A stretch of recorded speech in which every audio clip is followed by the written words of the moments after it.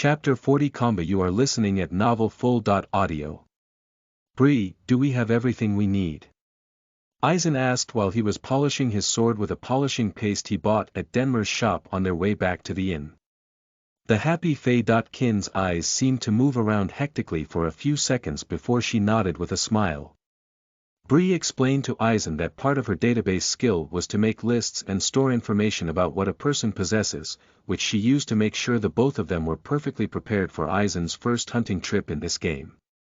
She moved around a few things in the front pockets of the backpack, since the most important usable items needed to be easily accessible at all times, which meant that the health and mana pills were stored in them, as well as some jerky and water flasks in case they needed to have a quick snack.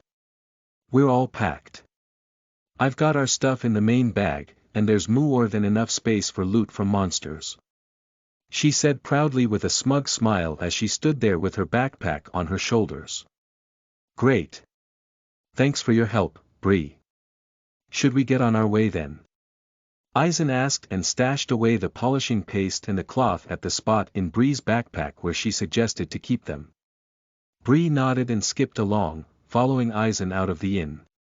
The day before, Eisen just got his new occupation and spent the rest of the day chatting away with Moram and Bree while he kept transmuting some of his potions into pills, and Eisen and Bree began to plan for their hunting trip. He hoped to maybe find some effect of his new skill, crafting space, but there wasn't anything different to usual and the skill didn't gain any proficiency levels either, so he would need to experiment with it further when he had time. According to Bree, the best spot for beginner hunters would be near the eastern tunnel, as it led to flat terrain covered by a forest, meaning that there was a great variety of beasts and monsters inside. And while Eisen's stats were already above those that a beginner hunter might have, it was still the first time swinging his sword against a monster, so it was the best idea to start out with weak enemies that Eisen could beat easily until he got a feel for it. Bree spent some time studying up on the types of monsters that could be found in the eastern forest and decided that the best enemy for Eisen would be a regular rank 0 boar for now. While it wouldn't give Eisen a lot of experience points, it definitely would be worth some actual fighting experience. Boars were aggressive and dumb and had some natural strength and speed on their part. If Eisen managed to beat them without suffering any injuries, it would be time to move on to the first rank 1 monsters. There was an area popular for groups of low-ranking goblin workers about an hour outside of town. They would be the best enemy for Eisen to fight against in a real first monster battle, as goblins had rudimentary teamwork abilities and would give Eisen some experience in fighting against groups. So now, Bree with her backpack on her back and Eisen with his Zweihander over his shoulder made their way to the eastern tunnel. On his way in, Eisen didn't really observe the tunnel, since he was more excited about what was at the end of it rather than what was inside of it. Every few meters there were some glowing crystals scattered across the carved rock wall to illuminate it for people coming in and out. There were a few people carrying axes or bows going outside, and Eisen figured that they were lumberjacks or hunters that were going out for their workday. Not too long after they entered the tunnel they left it on the other side. There was a path leading down to the forest about a dozen meters below them, and the treetops were swinging left and right in the morning wind. Bree led Eisen through the forest and after about half an hour, they reached an area where a lot of boars were said to roam around. Quietly, the two of them stepped through while carefully looking around until Eisen spotted one of the beasts digging around in the soil beneath it. Bree prepared to help Eisen out in any way necessary, while he prepared his sword by holding it in front of himself. Eisen slowly crept up behind the boar, until it caught on and turned around. The moment it saw the man in front of it, it sprinted forward.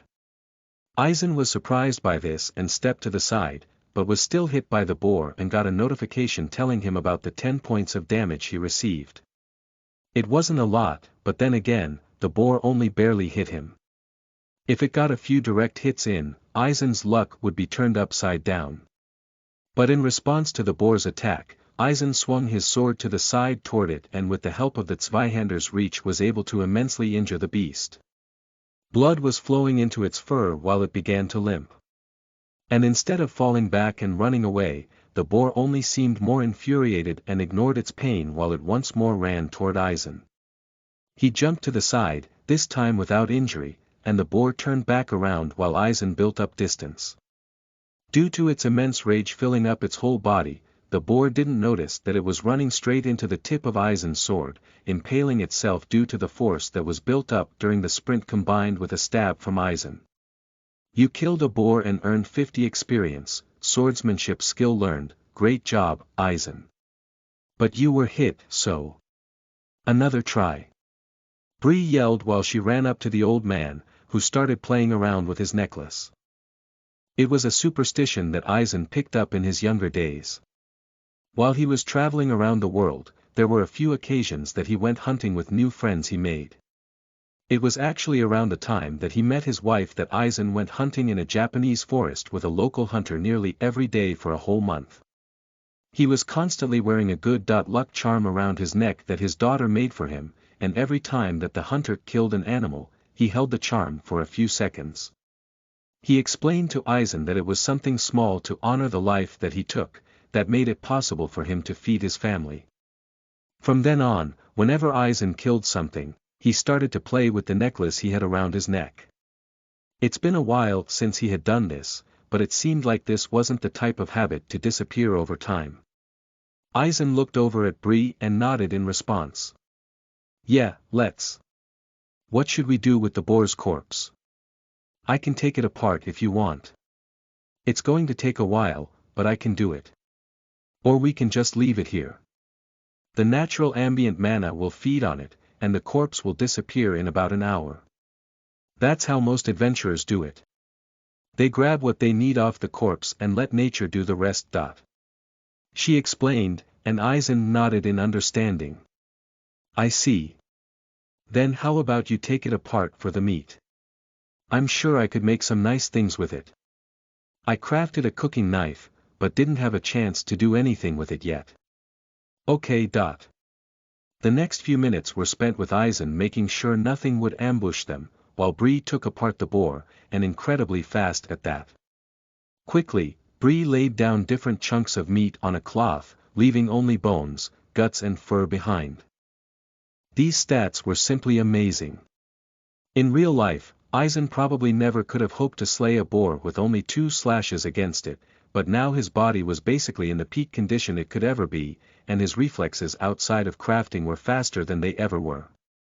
And when he thought about more than doubling this state for the cat's quest, he could only grin. An old man like him could usually only expect his body to grow weaker and weaker, but he had the chance to grow stronger than he ever was in the 70 years of his life. I'm done. Bree smiled brightly as she walked up to Eisen, the backpack already on her back. I managed to get a lot of good meat. I hope the next boar's is also as good. I'm glad that worked out then. Although, that's really going to be a lot of food. I guess I can always make things like jerky to keep it a bit longer if we can't eat everything before it goes bad. Emicham. Now, let's look for the next boar. Okay. You killed a boar and earned 50 experience. Eisen stood above the corpse of the just-dead boar, while Bree slid in and began to take it apart.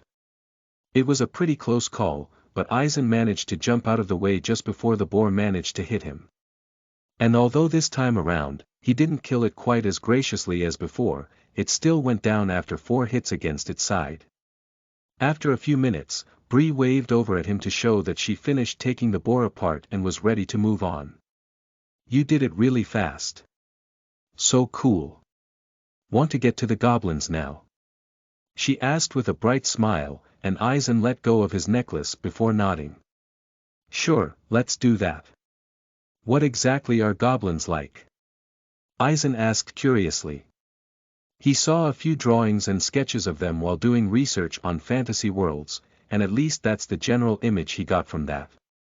Short, green-skinned humanoids, that were seen to be incredibly aggressive most of the time. But he didn't know whether or not this game would portray them in the same way.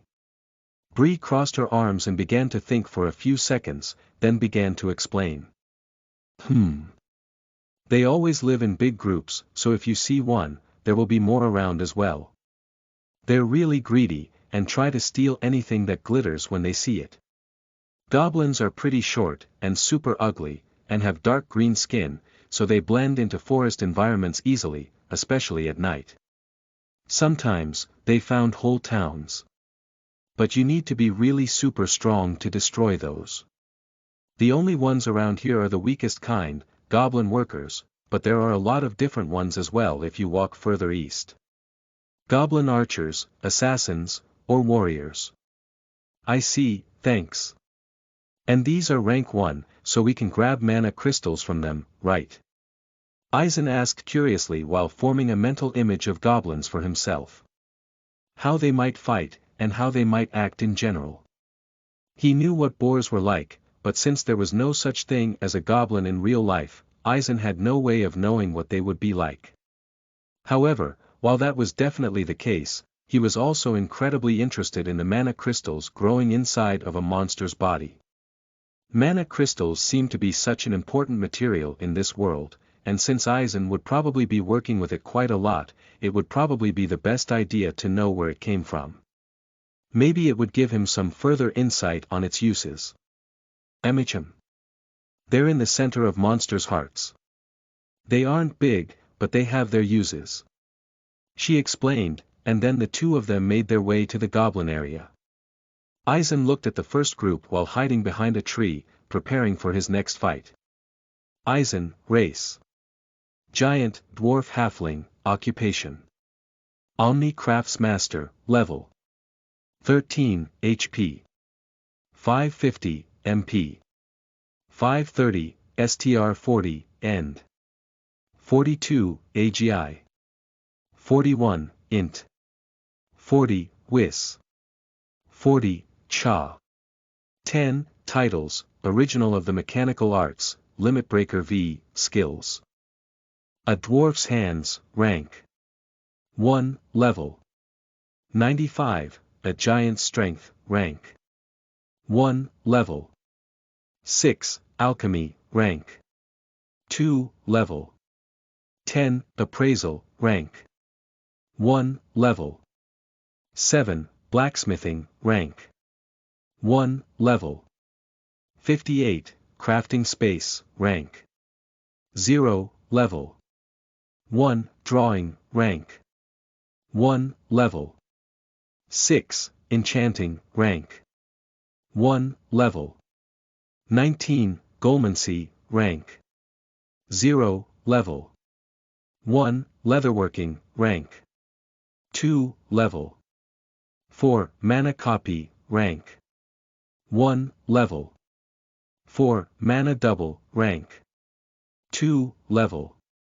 41, Mana Manipulation, Rank. 1, Level. 72, Swordsmanship, Rank. 0, Level. 5, Tailoring, Rank. 2, Level. 6, Tool Connection, Rank. 1, Level. 10, Woodworking, Rank. 0, Level. 49. Chapter 41 Gains. You are listening at NovelFull.audio. Eisen swung his sword sideways and immediately cut through the thin neck of one of the 5 goblins in the group, causing its head to fly through the air while the other goblins were trying to figure out what was going on. As soon as Eisen could, he used some of the natural force created by his heavy sword and slashed the Zweihander down toward the next goblin's shoulder, creating a gaping wound while the sword got stuck in its flesh. Eisen pulled the sword back upward and jumped to the side while the second goblin dropped to the ground and 2 others jumped at Eisen. One of them held a thick branch and the other a rock that they were using as weapons. Quickly, Eisen managed to dodge the incoming attacks and return them with another side slash at one of the goblin's chest. However, in return for his attack, the goblin holding the branch managed to hit his side, draining a whole 50 health points from him. Eisen held up his leg and kicked the goblin away, using that chance to finish the goblin with the rock off. While this was happening, the leftover goblin ran up to Eisen and slashed at him with a sharp rock, taking another 60 health from him. Once more, Eisen jumped backward and at the same time slashed his sword down toward the head of one of the goblins, killing it instantly as its head was split in 2. The last goblin was staring at Eisen angrily and once more tried to slash at him, but Eisen slashed his Zweihander upward with a bout of strength. He cut off the goblin's arm and pulled the sword back, then stabbed it forward again while the goblin began staggering and stabbed the sword through the goblin's throat. Now that the first group of goblins was taken care of, Eisen squatted down onto the ground. This was really exhausting to him, so he was slowly starting to feel bad for Brody, the original of combat. That reminded him that he meant to send everyone a mail to see how they are doing and ask them about their experience in the game so far. Either way, for now, Bree came up to Eisen with a gleeful expression. Wow! Good job! But here, to recover your damage. She said happily and held one of the health pills over to Eisen. With a smile, he placed it in his mouth and cracked it with his teeth, then continued to chew on it until it turned into a powder which he then swallowed. Thanks, Bree. He said and opened his status, then tapped on his level. Level 13, 93%. Eisen found this not too long ago when he was trying to figure out how much the 50 experience from the boars actually meant. For whatever reason, it wasn't displayed in his status normally, but at least there was such a way to find out how far he was to the next level. It seemed like the goblins were nearly enough to push him over the edge. With the next group of goblins, he would probably be able to get to level 14. Although at this rate, it might be quite hard to gain enough levels to get his stats up enough for the quest. However, he would only continue to become stronger, faster, and Bree would use support spells on him from now on as well, making things far easier as well. The first thing that Eisen would try when he saw another group of goblins would be to send out his mana doubles and see how he could use them in combat. But for now, Bree kneed down in front of the first goblin corpse and stabbed her knife into its chest. While Eisen thought that image to be kind of disgusting, Bree happily pushed her hand into the slit in the heart and pulled out the tiny rice-grain-sized mana crystal. She repeated this for the next 4 corpses as well, and then cleaned them up with the help of the self-filling mana crystal cup that was stashed away in her backpack. But just before she could put away the mana crystals as well, Eisen stopped her. Wait, how about we use them on your dress? These small ones can be pretty useful, but only when we have a lot of them. Huh? Are you sure? Yeah, why not? I also really want to see how much stronger the dress can get. Might be a good reference if I want to make any more items that can grow. And of course, you need to have good defense in case something attacks you while I'm fighting other monsters. Okay. Thank you. Bree smiled brightly and handed Eisen the mana crystals. He held one of them between his fingers and poured his mana inside, then pushed the crystal against the back of the dress. Due to its small size, the crystal was nearly instantly completely absorbed. Eisen did this again for the other 4 mana crystals and then asked Bree how much that did for the level of her dress. It jumped up 20%. It might be level up soon. Great. So even these helped that much, huh? Now, shall we continue? Eisen suggested and looked east. The both of them walked for a few minutes, and then saw a small group of 3 goblins sitting near a tree, apparently talking to each other in a rudimentary goblin language. Eisen summoned one of his mana doubles, and equipped it with mana leather armor he copied the night before and then handed it the actual Zweihander. Eisen didn't know if you could actually use mana-copied weapons like their actual version, so he decided to try it out like this. Right off the bat, Eisen noticed that the double was having more trouble holding the heavy sword up with the right form since its body seemed to be weaker than Eisen's own. However, it was still able to hold it somewhat, so Eisen had it go forward and attack. If he wanted to use them in combat, maybe giving them lighter weapons like daggers would be a good idea. Slowly, the double crept forward and swung the sword at the goblin with all the force it could muster and hit the center of the goblin's head. Blood splattered around and dyed the mana double pure red in a gruesome manner. At least that's what Eisen expected to happen, but what happened instead was nothing. Absolutely nothing. Sure, the goblin felt the attack, but it seemed more like a nut fell from a tree onto its head. Apparently, mana doubles couldn't be used for combat. Aizen sprinted up to his double while it held the Zweihander out to him by grabbing the blade, and he grasped the hilt of the sword the moment he made his mana double disappear. At the same time, he activated a giant strength, while Bree cast some of her support spells. First, she weakened the goblins and slowed them down, and in return strengthened and sped up Aizen. Due to all this, the difference in the strength of Aizen and the goblins grew immensely, so that Aizen was able to decapitate one of the goblins and immediately fatally injure another one of them in the same slash. While the injured goblin was lying on the ground half-dead, Aizen reversed his slash and killed the last goblin standing by, nearly cutting its torso in half. At last, Aizen walked over to the goblin that was still on the ground while bleeding out and stabbed his sword through its head to kill it outright. Aizen grabbed his necklace and rubbed its surface, while Bree began to cut the mana crystals out of the goblins' hearts. Now he had time to look at the notification that appeared in the corner of his eye just now. You are now level 14, happy that he leveled up again. Aizen opened his status and looked at the stats he could increase. For now, he decided to increase his STR and AGI stats, as these were the most important to him right now, seeing how he was going to fight a lot in the near future. Noticing that Bree was finished with extracting the mana crystals from the corpses, he walked up to her and grabbed the 3 small crystals and pushed them into Bree's dress. Aizen and Bree kept walking around the forest, killing all groups of goblins that they saw, getting faster and faster at it each time.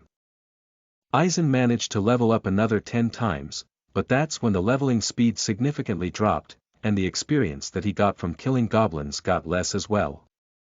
Each and every time that a group of goblins was killed, Bree pulled out the mana crystals which Aizen then used to upgrade Bree's dress, also causing it to level up 5 times.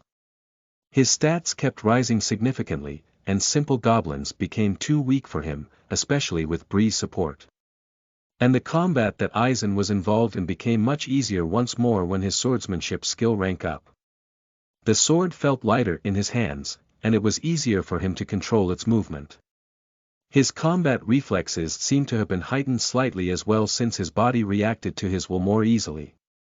However, the day was now over, so Aizen and Bree made their way back to Melro to plan and prepare for the next day. But of course only after making some food out of the boar meat that they gathered in the morning. He was really interested in what he could do with a cooking skill in later ranks, so it wouldn't hurt to start leveling it up early. On their way back to town, Aizen turned over to Bree and asked her what they should do next. It's been a relatively productive day, right? My level nearly doubled. If it continues somewhat like this, I'll reach my goal in no time. But the goblins don't seem to be doing as much for my level anymore as before, so should we move on to something else? He asked, and Bree seemed to think for a while, but then nodded. Yeah, that sounds good. We could go further east tomorrow if you want. And fight against the other goblin-type monsters. Once you're around level 50, we can go west into the mountain range. There's a dungeon over there. Oh. A dungeon. Aizen was quite surprised by this exclamation. Dungeons are prisons, right? So why would Bree be so excited about going to a prison? Emicham. Do you know what a dungeon is like?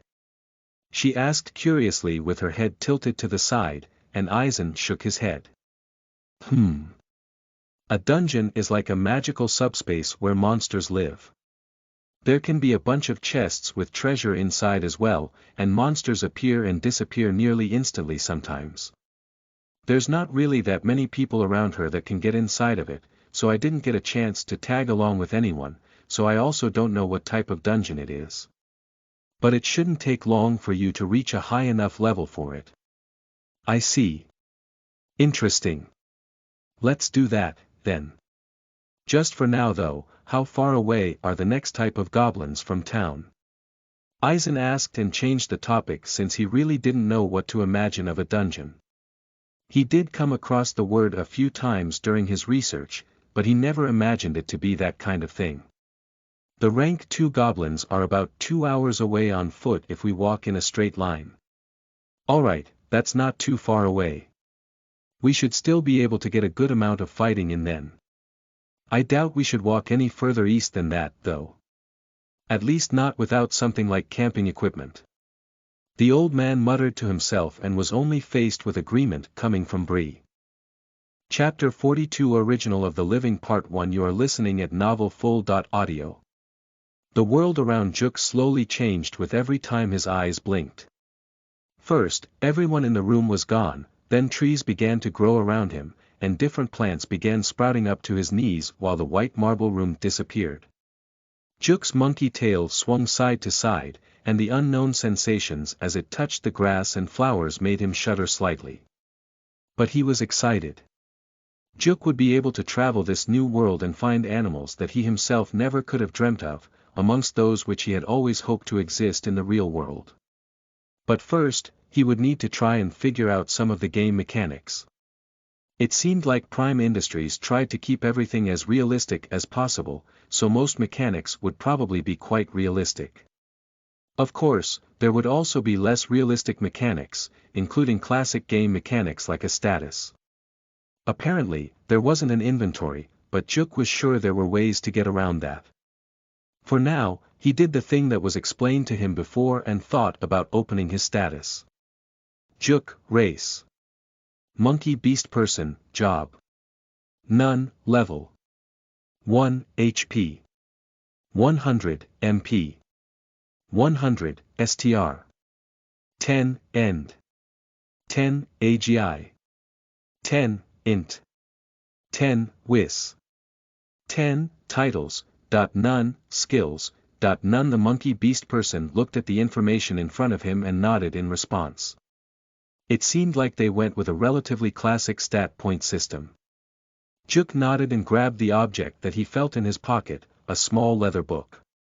He opened it up and read through the basic information about the area he was in. It seemed like a few minutes further south, there was going to be a village that would act as a good starting point in his adventure.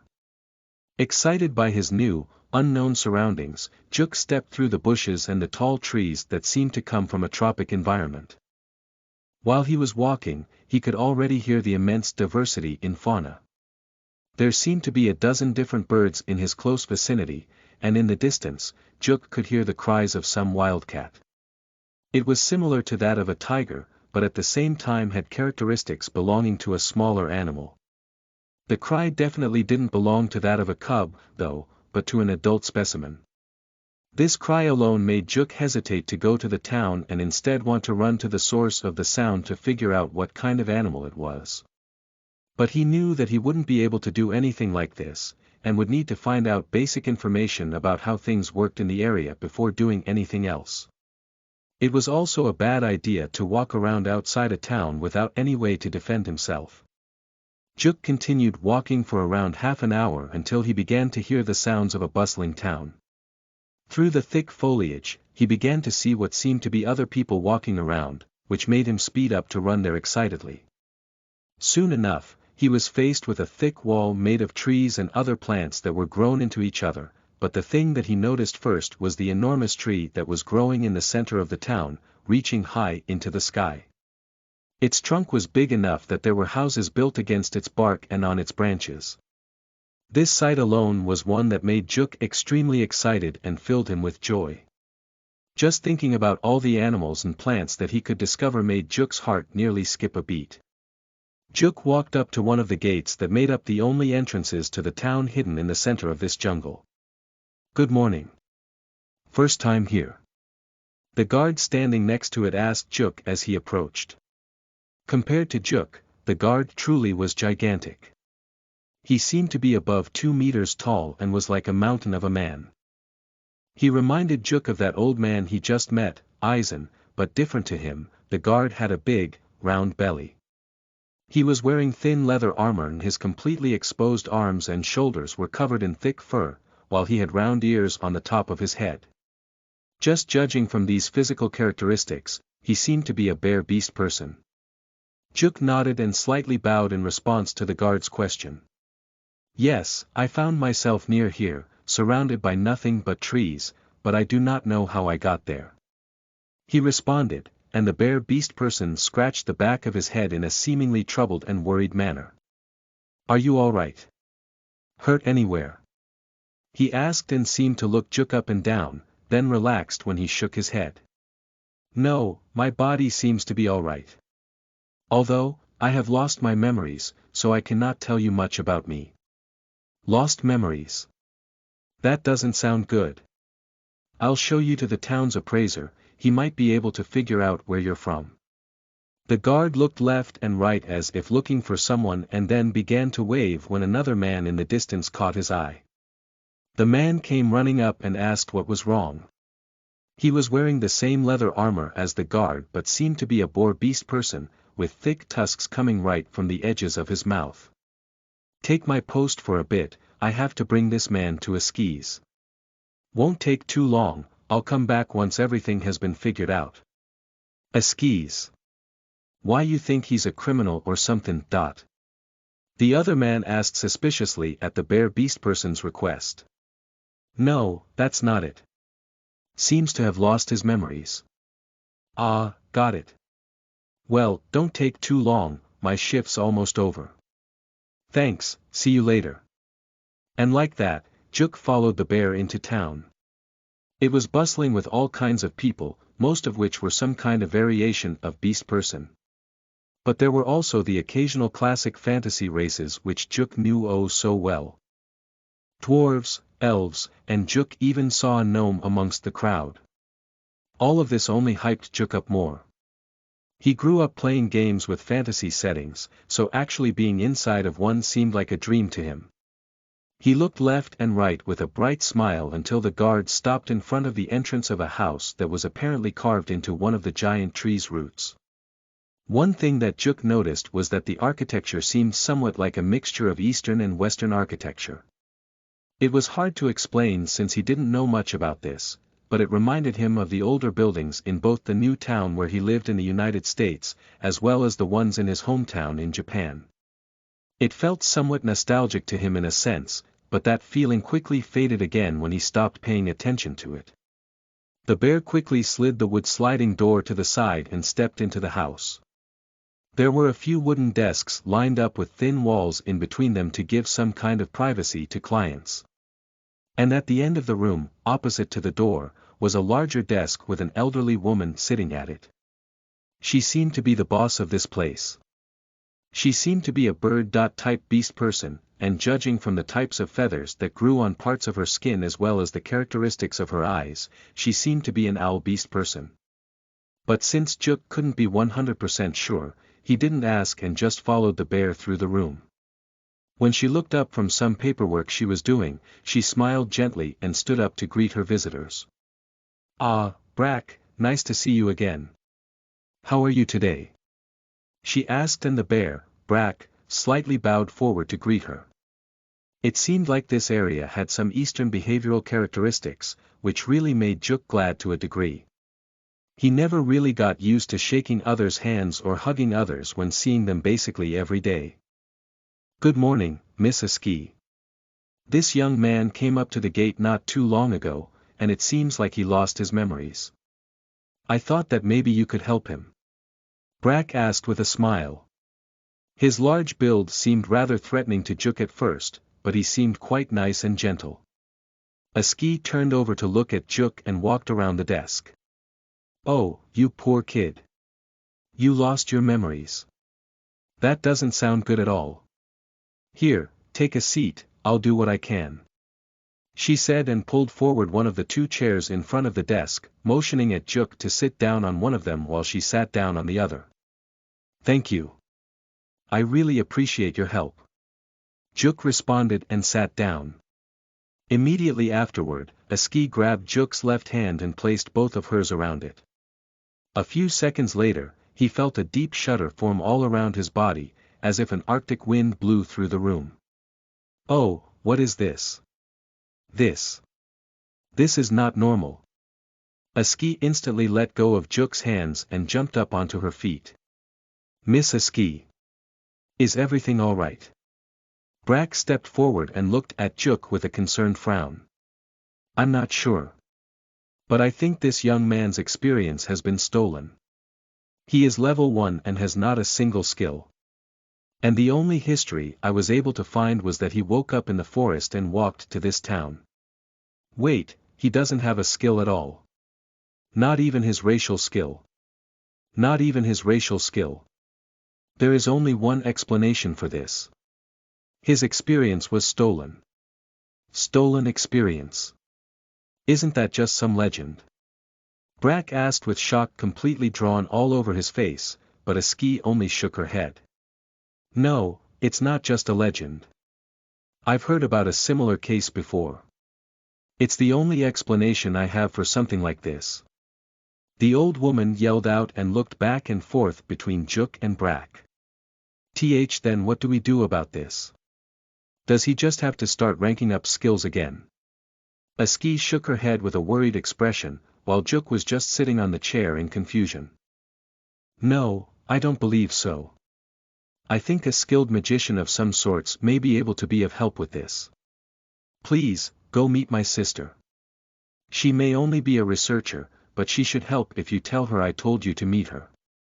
She knows you too, Brack, so it won't be a big problem. Juk stood up with a frown on his face. What was this all about? He had no idea at all what was going on. Stolen experience. That was absolutely new to him, but he figured it had to do with the story of the game, so he just went along with it, thanking Aski for her immense help and doing the same for Brack, even though he seemed to still want to help Juk until the end. He really seemed like a good guy. They hurried out of the building and Brack nearly started to sprint, or at least that's what it felt like to Juk. This probably had something to do with his agility stat being so low. Once he knew how the stat system worked, he would figure out the best plan going forward that worked out with his general plan for his gameplay experience. Not too long after this thought, both of them reached a small hut with some smoke flowing out of the chimney. Brack knocked on the front door, and it slowly creaked open. Chapter 43 Original of the Living Part 2 You are listening at novelfull.audio. Ah, good morning Juk. Brack the bear beast person said when he saw Juk step down the stairs of his house. After the whole thing with his lost experience had been taken care of, Brack was nice enough to give Juk a place to stay while he figured out what to do next. First, Juk learned a few skills. The first one he got was the A Beast's Nature skill, which was unlocked immediately after Aski's sister, Aski, tried to get Juk's experience back. It was the racial skill of all beast people and heightened one's natural qualities for a while, but the actual effect seemed to depend on what type of beast person one was. For example, Brack's strength was increased as well as his natural senses. And whenever he activated his skill, his body became more bear-like, meaning that his fur covered more areas of his body and his face began to near the features of a bear's. In Juk's case, since he was a monkey beast person, his speed was increased. Since the rank of his skill wasn't high enough yet, his outer appearance didn't change yet, but he was sure it would at some point if he kept using it. The next skill that Juk learned was a relatively basic one, it seemed, appraisal. In the beginning, it only told him pretty general information, but when it became rank 1, it already told him things he didn't necessarily know. He would continue raising the rank of his skill to find out as much information about the animals and monsters he saw as possible. In addition to appraisal, he also learned botany, something like a specific skill when it came to appraising different plants. Then, Juk learned a few other general skills, like mana manipulation and cooking. And in preparation for today, the first day he wanted to leave town to go hunting, he also learned pole combat and trained at a dojo for about 2 weeks in-game. Although it only took that long since Juk also had to go to work for 8 hours a day, and then had to take care of a lot of other things in his apartment. Good morning Brack. Juk bowed forward and sat down on the opposite side of the table, and Brack placed a cup of tea in front of him. Thank you. The monkey man said with a smile and sipped at the cup. Brack nodded and smiled. So, what will you be doing today? You said you wanted to get outside of town, right? Yes, I want to see what kind of creatures are out there. I really can't wait. He said excitedly, but Brack only scratched the back of his head in worry. You sure that's a good idea? You don't even have your occupation yet, so you won't be able to get past level 15 anyway. And your sleep problems are also pretty troubling. I know, but you don't need to worry, Brack. I may sleep for a long time, but I will be back before nightfall, so it should not be a problem. Alright, but really make sure you're back by then. There are a lot of savage beasts out there that will not hesitate in the slightest to feast on a sleeping body. The side effects of stolen experience are really troubling, huh? Thank you for your worries, Brack. I really appreciate your help during the past few weeks. Of course. You're a good kid, and I can't just let you sleep on the streets. We don't have an inn here, after all. Brack said with a smile and stood up, then walked over to his bedroom to get dressed for his workday. A few minutes later, he came back out wearing his leather armor. I've got to go for my shift. Just make sure to lock up when you go out. You remember how that works, right? Just pour your mana into the door. Thank you, Brack. But I think I'll come right with you. Juk said with a smile and stood up, grabbing the wooden pole he leaned against the table as well as the small leather backpack he bought last week that was filled with food and water. Ah, sure. Then come on, my shift starts soon. Brack said with a smile and stood by the door, waiting for Juk. Both of them made their way over to the gate where Juk and Brack met the first time. Alright, be careful now. And come sprinting back here if you need any help, alright. Us guards will take care of the rest. With a nod, Juk left town and made his way through the thick-grown jungle to look for some beasts. But he wouldn't try to kill them, oh no, he would try something else. He would try to tame it. This was something that Juk loved to do in any game that allowed it and specifically asked Prime Industries to consider creating an amazing taming system. And now he would try to figure out how it worked after they confirmed that they followed his wishes. The first thing that Juk did was to activate his racial skill. Now that he ranked it up to 2, his senses also became sharper in response to the activation. He closed his eyes and felt the wind on his fur, and listened to the sounds of the birds that lived in the forest, together with the cries of other beasts in the distance. They might be a pain to capture, but at first, Juk figured he should capture a bird, maybe an eagle. They wouldn't take up too much space, which was the most important part for now. He couldn't run around with an elephant following him, after all. Juk followed the noises that sounded like they came from an eagle-like bird, although it sounded a bit smaller than usual for an eagle. After a few minutes, he reached the tree where it seemed to have built its nest and grabbed a small piece of raw meat to use as bait. Now I need to be slow and quiet. Juk muttered to himself and placed the meat onto the ground to wait for the eagle to react to its smell. It took nearly half an hour until it even looked out of its nest, but then it immediately jumped down to grab the meat. And just like that, Juk jumped forward and threw a blanket he prepared just for this over the eagle. Covering a bird's eyes relaxed it, made it calm down. And this allowed Juk to easily connect with it and make sure it couldn't escape while he figured out what to do next. However, Juk didn't know what to do next at all. How would taming work in this game? Earn its trust. Then maybe he should try to feed it.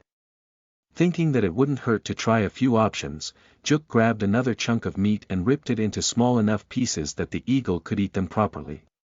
Carefully, Juk bound the blanket together at the bottom to make sure the eagle couldn't fly away when its eyes were uncovered. So, Juk slowly removed the blanket from the eagle's head, and it immediately began to scream. The monkey beast person slowly moved his hand over the eagle's head to try and calm it down and held one of the small chunks of meat in front of its beak.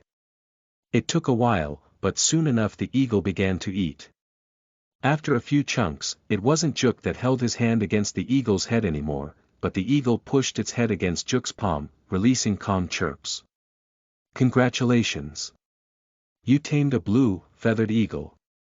Taming skill learned. With a big smile on his face, Juk removed the blanket and the eagle spread its wings, allowing Juk to get a good look at it. The feathers all over its body were a dark blue, and it was only about half as big as a regular eagle should be. The eagle jumped on Juk's shoulder and rubbed its head against his. With a smile, he closely looked at his new friend and a notification appeared. Name the tamed beast, How about Aotori? In response to Juk's suggestion, the eagle chirped happily as if it liked the name its new master gave it immediately. The tamed beast has been named Aotori, Aotori, race. Blue, feathered eagle, owner. Juk, rank. 0, level. 67, HP. 100, STR. 26, End.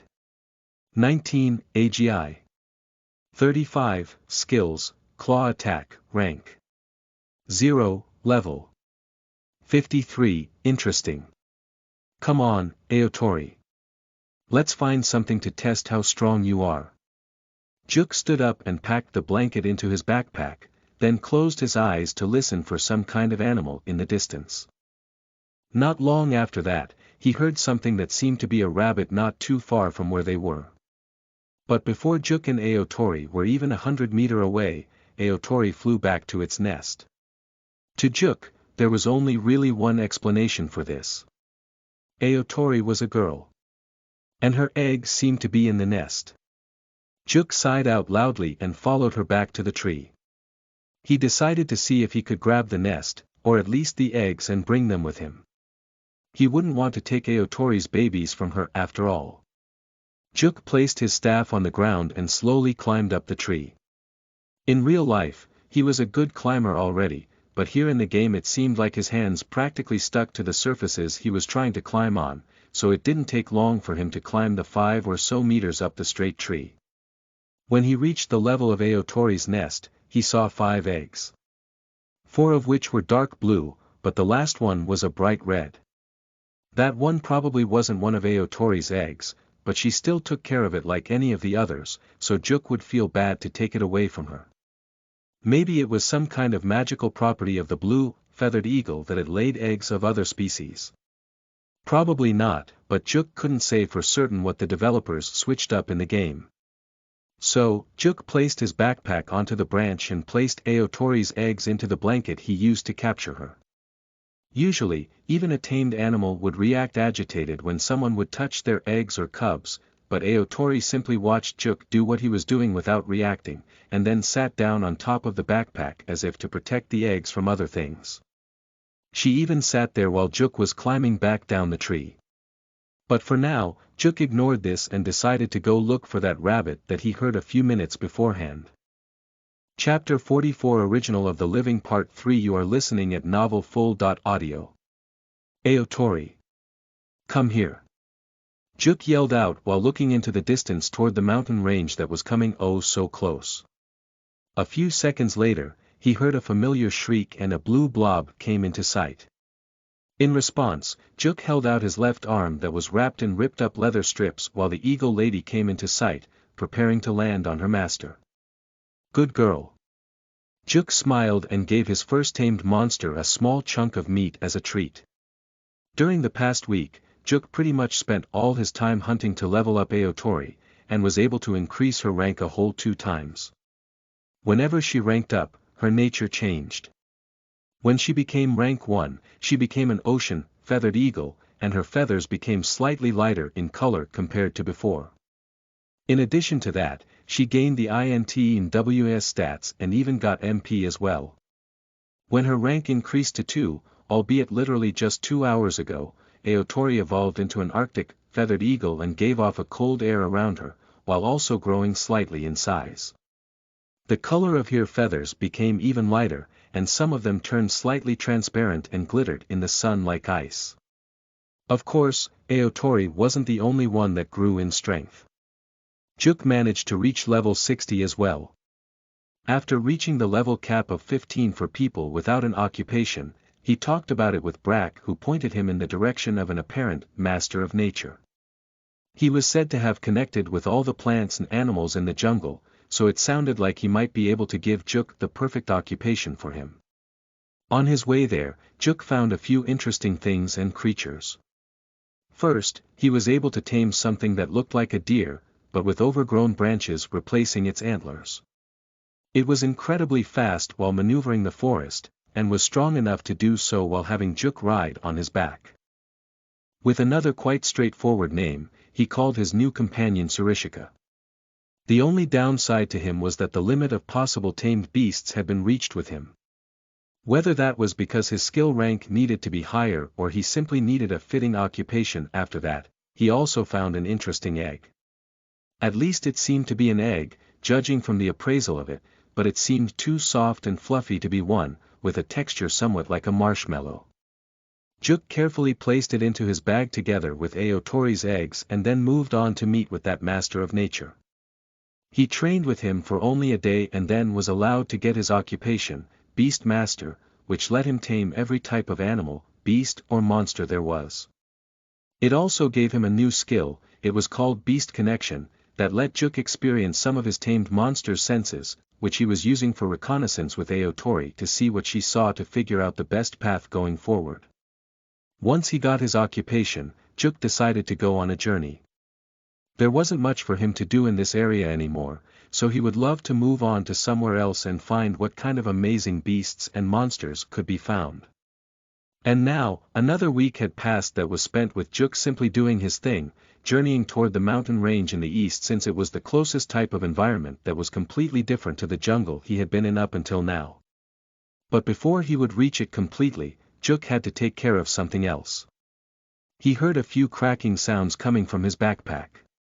In a hurry, he carefully placed the bag on the ground and took out the 5 eggs that he found in Aotori's nest, all of which seemed to be slowly hatching. One after another, the 4 blue eggs hatched and the tiny blue-feathered eagle chicks laid on Juk's hands while they got used to the outside world, but the single red egg seemed to be having trouble hatching. "Come on, I'm rooting for you," Juk said with a bright smile, hoping that the chick would be able to escape its egg on its own. He really would prefer to not have to break the shell open himself. Juk slowly grabbed the egg with his free hand while the chicks in his other were being caressed by their mother. It took another few minutes until the chick's beak broke through the shell, and a truly tiny eagle chick was revealed. Right now, it seemed to be half the size of its siblings, but it was definitely an eagle with similar proportions to them. The tiny eagle didn't seem to be unhealthy, which Juk first thought when he saw its size, but instead more energetic than his siblings. In reaction to the hatching of the 5 eggs, Juk got new notifications. They told him that he had tamed 4 blue-feathered eagle chicks and 1 red-feathered eagle chick and that they naturally formed an eyrie together with their mother, which is what a group of eagles was called. After that, it one after another asked Juk to name each of the 5 chicks. The names were quite simplistic again and went with the same theme as before. Soon, he was joined by the blue-feathered eagles Mizutori, Nagratori, Rekutori and Iketori, as well as the red-feathered eagle Akatori. Even Sarishika seemed interested in the tiny creatures and nudged Juk's side. He didn't know for sure, but it seemed like the deer wanted to help a bit as well. So, Juk followed his wishes and began to build a small nest between Sarishika's antlers, where he quickly but carefully placed the 5 chicks together with Aotori. "Alright. Now that we have a little family, let's go." "Ah, Sarishika, keep running, but not as fast as before. Don't want these little guys to fall out of the nest." Juk smiled as he jumped onto his deer's back, who slightly nodded his head in response before starting to run forward at a swift pace. Juk closed his eyes and remembered the path that he saw with the help of Aotori. At the end of it, surrounded by a few cliffs, was a rudimentary village made up of straw huts and logs that were stacked on top of each other to make a small wall. Juk didn't want to risk Aotori getting too close and potentially getting attacked by something unknown. But there was one thing that he could tell about the creatures inside. There were a lot of them. If they were aggressive, Juk needed a main attacker in his group. Neither Aotori nor Sarishika were especially good at fighting large groups. Both of them were far better at combat with single enemies, so they were not a good choice for this kind of fight. And then there were the 5 chicks as well. He couldn't just leave them in the nest between Sarishika's antlers while he was fighting, that would just be reckless. There were 3 predator animals that Juk could immediately think of that lived in mountain ranges in real life. Bears, wolves, and cougars. There probably were a bunch of other animals and beasts roaming the mountain range, probably some fantastical creatures that didn't exist in real life. And like that, Juk prepared to find the perfect attacker. Come on now. I'm not trying to hurt you. Juk yelled out from the top of a tree, while a bear with deep black fur was trying to attack him. At first, he had tried to tame it when he saw it inside its cave that he saw deep inside a forest, but the bear seemed incredibly aggressive the very moment it noticed Juk's presence. How do I calm it down? Maybe I need to assert my dominance. It seems far stronger than me, though. Juk muttered out to himself while holding on to his staff and the branches above him. That was when he had an idea. Maybe if he could use gravity to his advantage, then. Juk carefully ripped off as many thick and heavy branches off of the tree as he could hold, already weighing him down immensely while he climbed as far toward the top of the tree as he could. Juk looked down onto the top of the bear's head and gripped his staff tightly as he took a leap of faith. After dropping the 5 meters until his target, he hit the bear dead on in the center of its head. The bear stumbled around stunned from the impact but didn't seem to have taken a lot of damage other than that. Please work. He said and dropped all of the branches onto the ground, then jumped in front of the bear's face and grabbed it by the sides. I don't want to hurt you. I'm your friend. He yelled out and thought deeply about connecting with this new creature. Juk felt its anger and hatred through that short moment and felt pain spread around his heart. Why would the bear feel that way? Did something happen that its hatred grew? Juk just hated this feeling. He loved animals with all his heart, and especially noticing the feelings of such a magnificent creature made him just so sad. I'm sorry. Don't worry, you're safe with me. Juk said with a bitter smile and moved his fingers through the bear's deep black fur while it slowly calmed down to the monkey. Man's voice. Congratulations. You tamed a darkness bear. The darkness bear in front of Juk now stood up and rubbed its head against him with affection. Seems like this method worked out after all. Now, let's give you a name. Yamakoma sounds good. Juk said to himself, and the bear stood up and nodded at his new master. Okay guys, you can come here now. Juk yelled out. He didn't want Tsurishika or Aotori and her chicks to be in danger during this, so he sent them away when he noticed that the Yamakoma was aggressive. Now, they came back up to them from behind the trees. Seems like now I have a great attacker for that village. Come on everyone, let's go.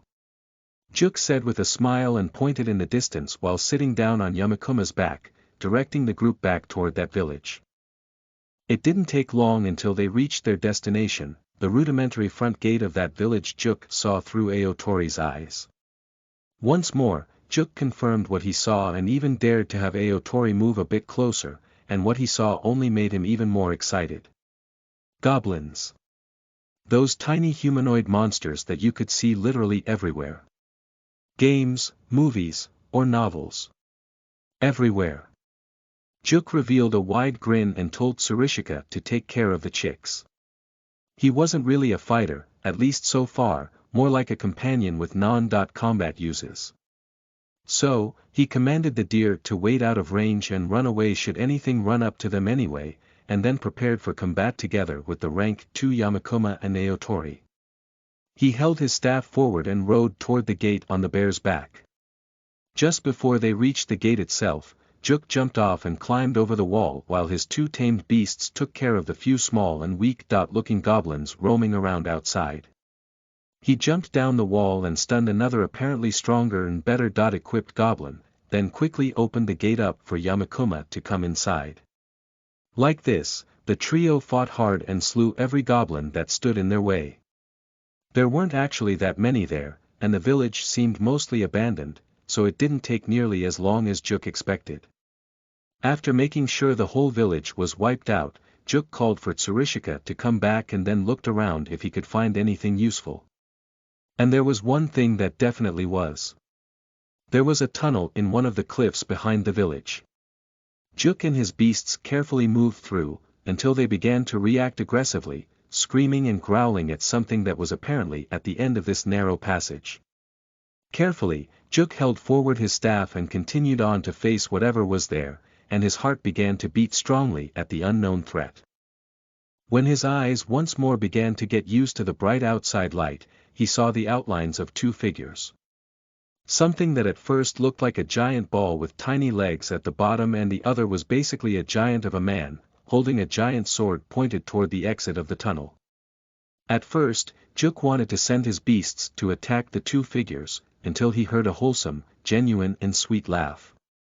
Juk was sure he heard this before. Chapter 45 Variety. You are listening at NovelFull.audio. Aizen and Bree walked through town, and before going to the inn made their way to the general store to buy some equipment for which Aizen didn't have the time to make them himself, as well as some spices that might be useful while cooking. The first things that Aizen bought were bags with salt and sugar, as well as some different spices like pepper, basil or rosemary, and at last some garlic cloves and onions, as well as a bottle of cooking oil. On their way to the different kits, though, Aizen also saw some other herbs that he knew. Amran and Byron. And this alone gave Aizen some ideas to experiment. If these herbs could be used while making potions, maybe they also had some effect when included while cooking. So, Aizen also bought some small bags filled with these, and then walked over to the different kits. There were all kinds there. Mining kits, lumbering kits, or even smithing kits. Aizen chose two different ones, once the basic camping kit with 2 tents, and the basic cooking kit. Aizen and Bree decided that from tomorrow on, they would camp in the forest until Aizen's level reached 50, or preferably even higher. Since Aizen figured cooking counted as a crafting skill, he was also hoping to figure out how his crafting space skill worked when cooking in the forest. After they bought the supplies they needed, the two of them walked back to the inn to eat a bit, so that they could save the meat for the next day with the help of a short-term preservation spell from Bree. She really had a variety of spells she could use. After dinner, Bree talked to the owner of the inn. Hey, boss. Could we talk about something? Bree walked up to the innkeeper standing behind the front desk while fidgeting around with her fingers. He smiled and nodded. Of course, what's the problem, lass? It's not a problem, but... First, I want to thank you for your help. Without a place to stay I don't know what I would be doing right now. But it's about time I move on to someplace else. Aizen and I want to go on a journey soon, so I won't be here too much longer. I see. Then thank you for always doing such a great job, Bree. Ye were our best waitress, always wearin' a smile on your face. We'll miss ye here. When are you leavin', though? Right off the bat. Bree shook her head and smiled bitterly. Thank you, boss. But no, not directly. Aizen and I wanted to camp outside of town tomorrow, and then we'll return to town to get some more things ready before we actually leave. But I can work when we're staying here the night, of course. Don't worry about it, lass. You don't need to work anymore. I can spare the costs of a few nights' stay. Really, are you sure? Of course. See it as a goodbye present, lass. Thank you so much, boss. Bree smiled brightly and walked around the counter to give the innkeeper a giant hug. In the meantime, Aizen already went to his room and was cleaning his sword and thinking about combat tactics. It's been about 45 years, but he remembered a few things about the martial arts that he learned in his younger days while he was fighting today. He wasn't really able to completely do these things perfectly again, but at least his feel for his sword grew slightly. If Aizen met up with Brody at some point, maybe he could help Aizen out while practicing in return for making some equipment for him. Either way, for now Aizen had to think about what to do next. Tomorrow and the day after tomorrow, Aizen would fight as much as he could, and hopefully get close to level 50 so that he could properly fight in that dungeon that Bree was talking about. Even if he wouldn't directly be at 50, though, he could probably get inside and fight without problem, considering all the bonus stats he got through his skills.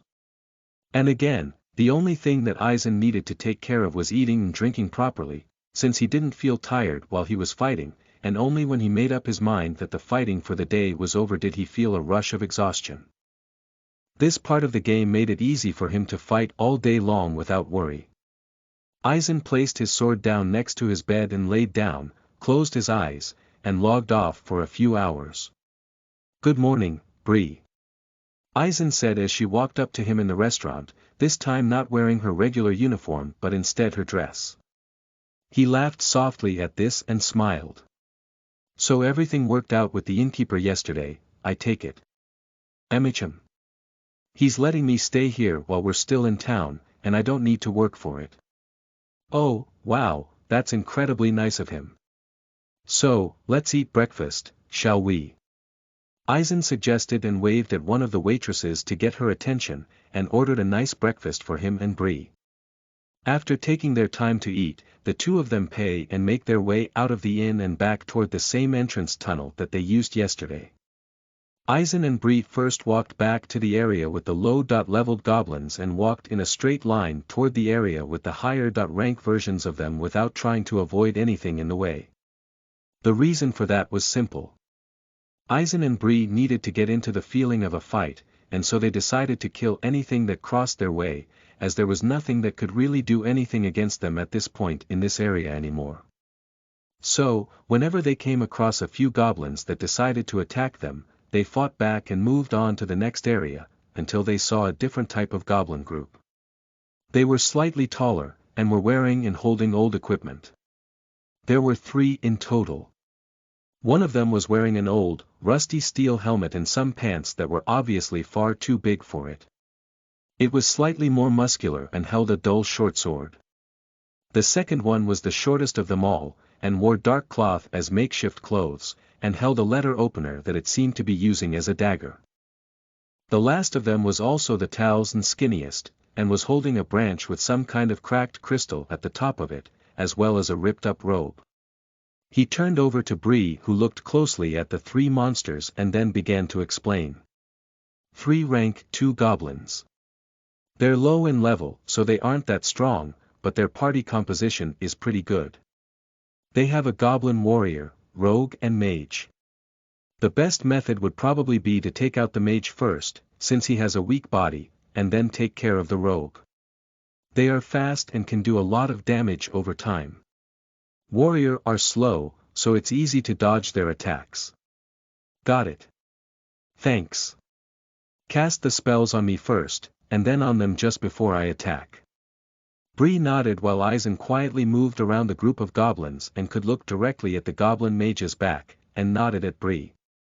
Quickly, she cast her support spells on him and then quietly waited for Aizen's next signal.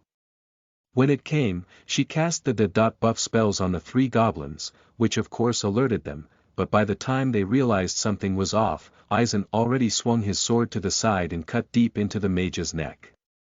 It didn't instantly die, but it was put out of commission while the rogue came jumping at Aizen. The giant dwarf swung his Zweihander at it, and the rogue reacted in time, but instead of jumping to the side to dodge, it tried to block Aizen's attack. But of course, since it was holding nothing but a letter opener with an incredibly thin and weak blade, it gave in to Aizen's attack and snapped in half while the Zweihander cut through the rogue's shoulder. Immediately, Aizen turned around and faced the attack from the warrior's short sword, which was stopped by the Zweihander's parry hooks. This was the first time that Aizen was able to take advantage of this feature, and he was glad to see that it worked even better than he had hoped. Aizen swung his sword downward, and then stepped on the flat side of the goblin's short sword to disarm it, and then stabbed it through its stomach. But before Aizen could do anything else, he heard Bree yell something. "Aizen! Watch out! They had a potion!" She screamed just before the nearly completely healed rogue stood up and jumped at Aizen with the small, snapped in half letter opener in his hand. The rogue was still fast even with Bree's buffs, so Aizen didn't manage to dodge in time and got stabbed in his leg by the short goblin. Shit! He swore and turned around, using that motion to swing his Zweihander faster than usual and hit the goblin's arm. In response, it cracked loudly and dropped to the ground while it was completely cut off. The goblin screamed in pain and held its wound, giving Eisen the chance to finish it off by cutting through its throat. Then, he moved on to the warrior and mage and did the same for them. That was harder than I thought it would be. He muttered out and dropped his head while Bree walked up to him. I'm sorry, I didn't expect them to have stolen a potion from someone. Bree apologized with worry and immediately handed Eisen one of the pills so that he can recover the damage that he took. Don't worry about it, really. The letter dot opener that the rogue was using was already snapped in half, so it didn't do all that much damage.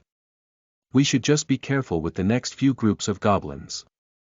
If these ones had healing potions, ones with a higher level and better equipment probably will as well. Maybe, but let's not worry about that. We'll probably have far more healing items than them. Eisen said with a smile after checking that his health refilled again. And while Bree squatted down to cut out the mana crystals of the three goblins, Eisen took a look at their equipment. First, he checked the short sword. It was incredibly dull, and there was barely anything you could call an edge anymore. With enough force it probably still could tear your flesh apart, but not as easily and cleanly as usual. The material it was made of seemed like a very low-quality iron and the surface had a few cracks inside of it. Eisen frowned and stuck the sword into the ground. It was basically useless, after all, and Eisen couldn't just take every weapon he found with him. Eisen basically skipped the letter opener. He wasn't really interested in it, and since it was broken there was no use for it either.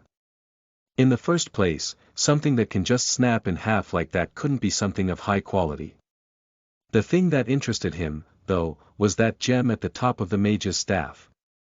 It seemed like it was cracked, and Eisen killed the mage goblin before it could do anything, but if the goblin was walking around with it, it had to have some kind of use, right? Eisen squatted down and pulled the staff out of the corpse's hands. The main body of the staff seemed to be just some branch, and not even a very sturdy one, and the gem seemed to basically fall out of its slot on its own, and it didn't take any real force to pull it out. There was a large crack right down its center, but it was still connected at the bottom, albeit barely. Eisen closely looked at the pure red gem and activated his appraisal to see what he was looking at. Cracked low-grade fire gem, oh. A fire gem. Bree, do you know what that is? Eisen asked and the Fey.Kin turned her head to look at the gem. Ichem. Ah, yeah, I know what that is. Mages use elemental gems to make their spells work better. That looks like a fire gem.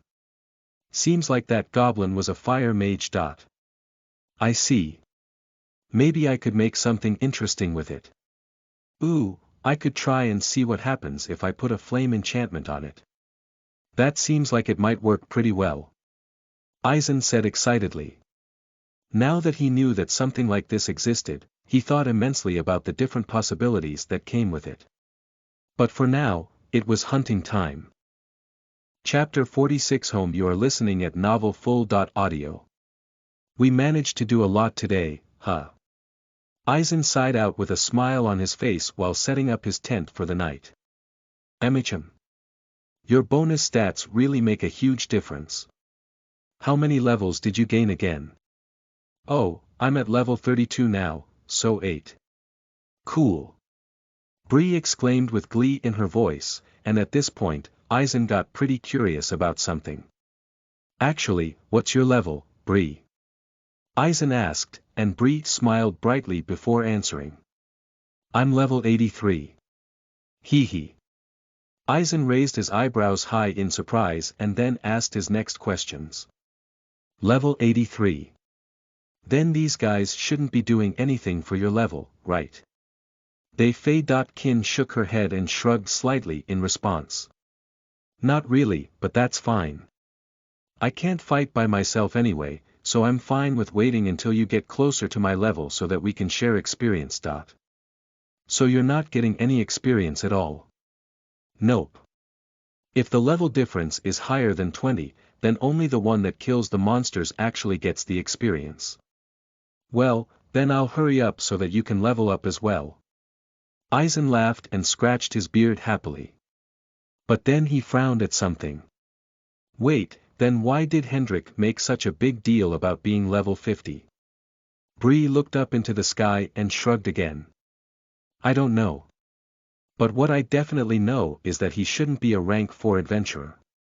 Usually, rank 4 adventurers are at the very least level 100. And then only barely even if they manage to do something amazing. The peak of rank 4 adventurers are level 150. I'm not sure, I'm only a rank 2 adventurer myself. Bree began to fidget with her fingers and looked to the side. I see. Then maybe he used his connections. Or bribed his way up the ladder. Maybe. I don't know, usually, guild masters are hard to bribe or pressure. Let's not think about that for now, though. Hendrik is not a good person, so we shouldn't waste our thoughts on him. How about I make us some dinner? Eisen suggested and walked over to Bree's backpack, getting out the basic cooking kit as well as the ingredients he needed. First, Eisen set up a proper campfire by stacking different thick branches on top of each other, and then set up the tripod base, where later the pan would be placed, over it. Now, what could I use as a preparation surface? Eisen asked himself in a low voice and looked around until he saw a small boulder at the edge of the small clearing where they took up camp. Perfect. Eisen told himself and walked over to the boulder, then summoned his 2 mana doubles. When he got back to town, he tested a few things out with the doubles again. For some reason, they couldn't fight at all. Eisen even had them attack him, but the only things that he felt when they swung at him with full force was a slightly uncomfortable feeling, even when using the Zweihander. But they could lift things normally. If Eisen had 1 double summoned, it could lift about half the weight that he could, and if he had 2 both of them summoned, they could lift about a third. It seemed like their strength simply depended on Eisen's own. So, in order to be able to move the boulder as easily as possible, Eisen worked together with the 2 doubles to lift it up and move it closer to their tents and the campfire. Luckily, Eisen's strength was now already higher than what it ever could have been in real life, otherwise, he never would have been able to lift it even with the help of his doubles. After that was done, Eisen unsummoned them and placed his palms on the top of the rock surface, pouring his mana inside. He then formed it into a large, flat cuboid and activated transmutation to form the boulder into that shape, until there was a big stone block in front of Eisen. Next, Eisen grabbed the self-filling cup and poured some water over the top surface, then used a rug to properly clean it up. Then, at last, Eisen cracked his knuckles and got to work. He opened up the small box holding his cooking knife and activated tool connection, then placed a boar rack onto the surface and cut away the meat left on the exposed bones. Before preparing the meat further, Eisen poured a little bit of oil onto the pan and started the fire, placing the pan over it to heat it up. After that, he cut small crosshatch patterns into the fatty parts, careful not to cut too far into the meat, and grabbed the bags filled with seasoning, and seasoned the meat surfaces completely with salt and pepper. Once that was done, Eisen grabbed a small bowl and crushed up mustard seeds before placing them inside together with some fennel and olive oil. Eisen stirred the mixture together properly and applied it thinly onto the meat. Shortly afterward, Eisen placed the boar rack onto the pan. While the meat was being grilled in the pan, Eisen moved on to something else. Whenever they saw something that could be eaten in the forest, like mushrooms or dandelions, they picked them up to use for dinner. So, Eisen grabbed some of these things and cleaned them up with fresh water. He then cut up some of the mushrooms and crushed up some nuts and placed them into a bowl together with dandelion leaves and then grabbed some of the onions that he bought in town. He peeled the outside layers away and then cut one of the onions in half, then finally chopped them into slices before adding them to the salad as well. At last, Eisen made a bit of an easy olive oil dressing by adding a bit of vinegar to some olive oil, and then put in some salt and pepper as well. He poured the dressing into the bowl and then mixed it into the salad.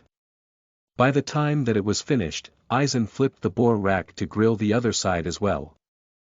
Since he was now mostly finished and only needed the rack to finish, Eisen cleared up the stone block and cleaned the surface again.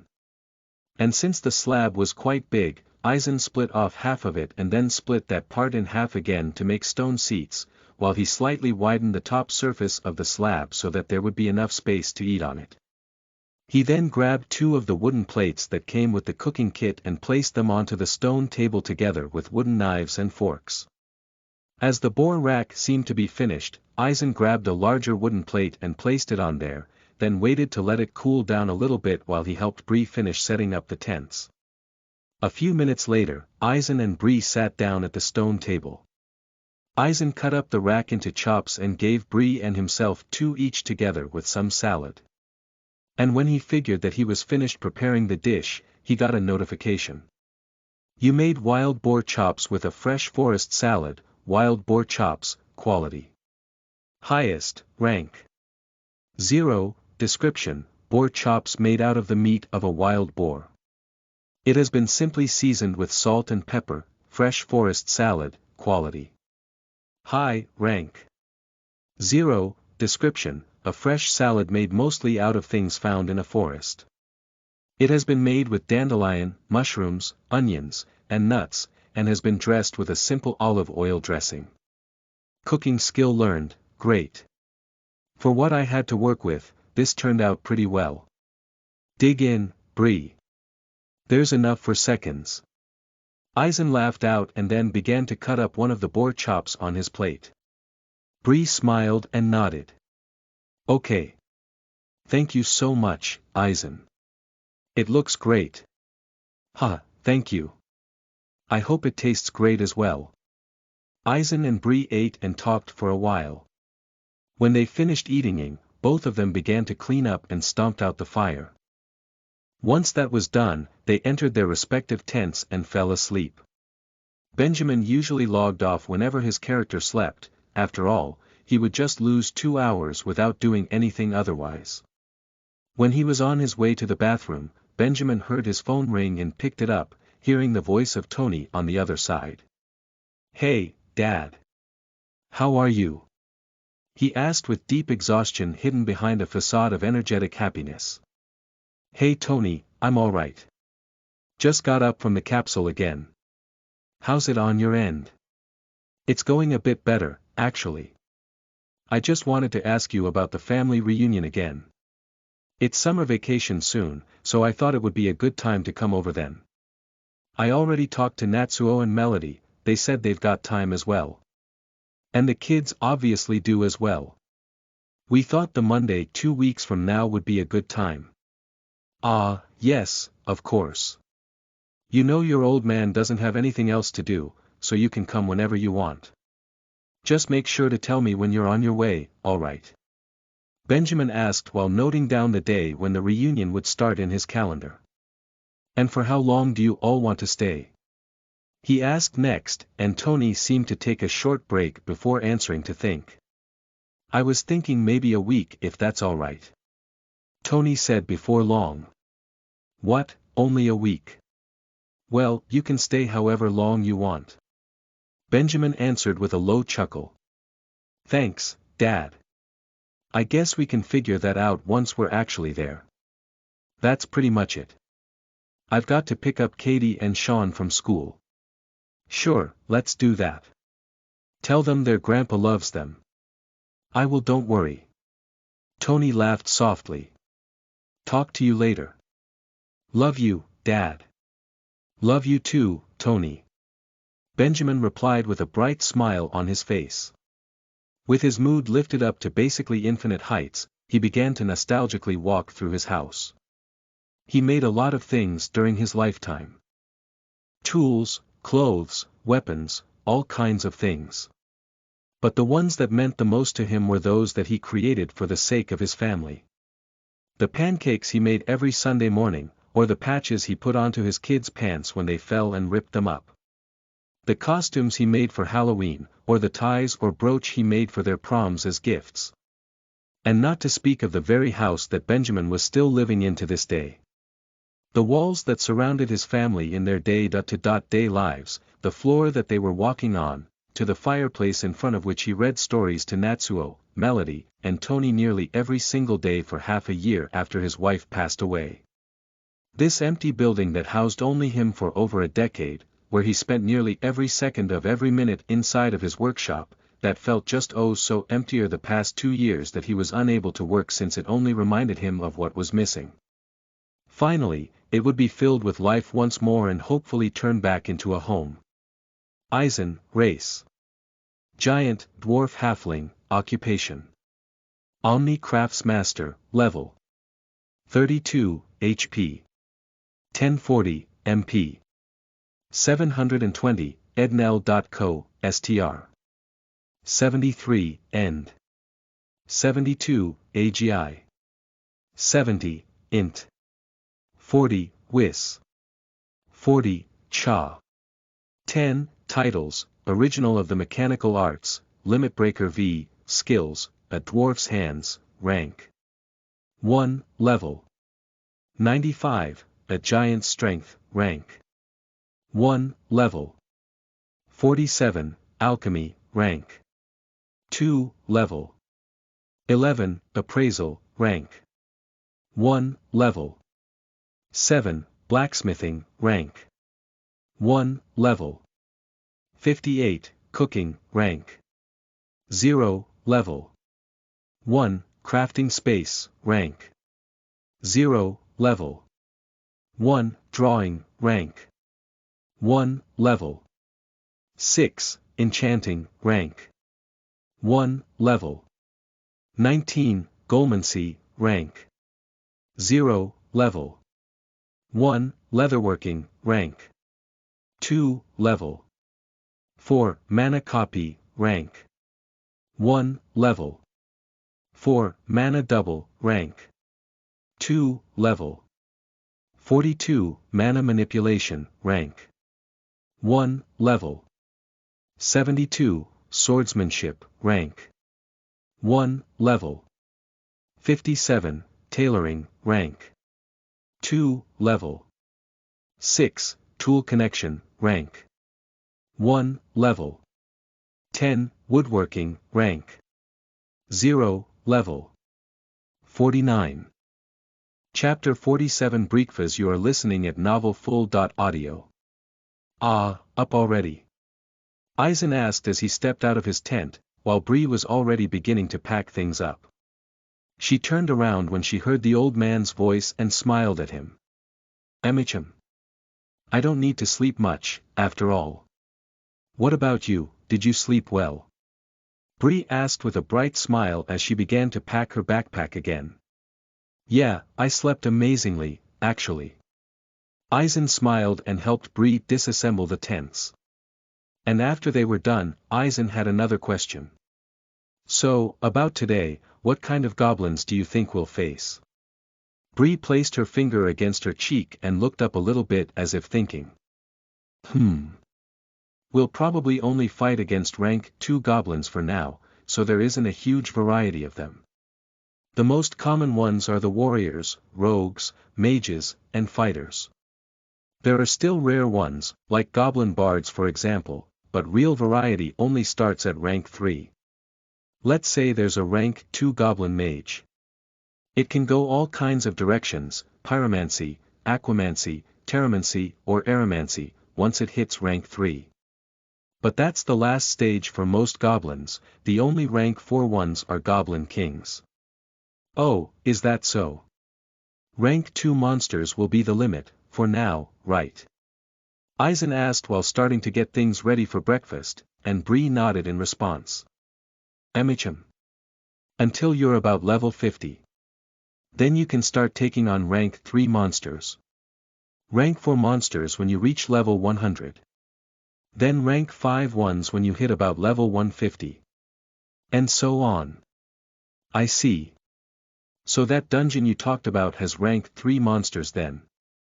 Bree tilted her head to the side and crossed her arms. Wheel. Dungeon monsters are weird. Dungeons themselves have ranks, so the monsters inside are always of that rank. Meaning, a rank 3 dungeon only has rank 3 monsters. But that's only strength.wise. They don't actually have a rank since they are fake monsters. The only thing they have is a level. For example, A rank 3 dungeon might have monsters ranging from level 50 to level 100. It's like the strength that people have, I guess. Like, there could never be a level 150 monster outside, but there are level 150 monsters is rank 5 dungeons. Get it? I think I get the gist of it, yes. Just have to see a dungeon for myself to fully get it, right? Yup. Eisen smiled and looked at the ingredients in front of him. If he had enough time on his hands, then he could have made some bacon. But that literally takes 2 days, although it's probably quicker with the help of the game system, so he couldn't do it just yet. He definitely needed to use a lot of the boar meat for the next few days, otherwise, they could never get rid of it before it went bad.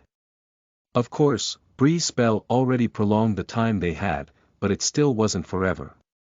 It wouldn't be real bacon, but Eisen still figured that he could make something like mock-bacon. So, Eisen grabbed some of the boar belly, as well as a few different herbs and spices, together with his trusty knife. He grabbed some of the garlic and crushed it up with the flat side of the knife, and then sliced the onions into fine, tiny pieces. Since he liked the unique flavor of that nut he used in the salad yesterday, somewhat sweet and smoky, he also crushed up some of them and made sure they turned into a fine powder. He put that mixture into a bowl and added salt, pepper, and water, as well as a bit of sugar. Usually, he would use brown sugar instead of normal white one, but he didn't see any in the general shop in Melro, so Eisen had to make do. Once that was done, he mixed everything together finely and placed the boar belly into it to let it soak in a little bit while Eisen went looking for other parts of the breakfast. Hey Bree, wait here for a bit, I won't be gone for long. Oh, alright. Be careful. Of course. Eisen chuckled as he stepped out of the small clearing, looking up into the trees to look for bird nests. It didn't take too long for him to find one, and luckily it wasn't too far up. Since Eisen wasn't an idiot that would walk into monster-infested woods without a weapon, he had his sword over his shoulder, which he quickly used to knock the nest out of the tree, and to his delight, it was filled with half a dozen eggs, just a little bit smaller than a chicken's. Eisen felt somewhat bad that he was doing this, but then again, after all the hunting he did the past few days, what would this change? He grabbed the eggs and brought them over to the camp, where Eisen quickly started a fire and set up the tripod and the pan, pouring a little bit of oil on it. While the boar belly was continuing to soak in the brine, Eisen thought about what to do with the eggs. He could make omelets, although he would need more eggs to make a properly sized one. Scrambled egg also sounded good, but there was one thing that fit best with bacon. Sunny side up. But since they were prepared quicker than bacon, Eisen decided to help Bree finish packing up while the boar belly kept sitting in the brine to at least give it as much time to soak it in as possible. When they were done cleaning up, Eisen grabbed the boar belly and let the brine drip off, carefully removing the excess moisture with a thin, clean rag.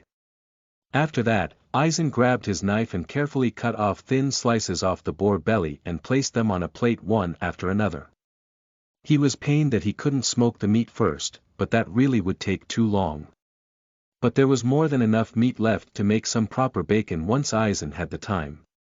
So, for now, Eisen placed the mock-bacon into the pan and smiled at the quiet sizzle, then called Bree over, telling her that breakfast was about to be ready.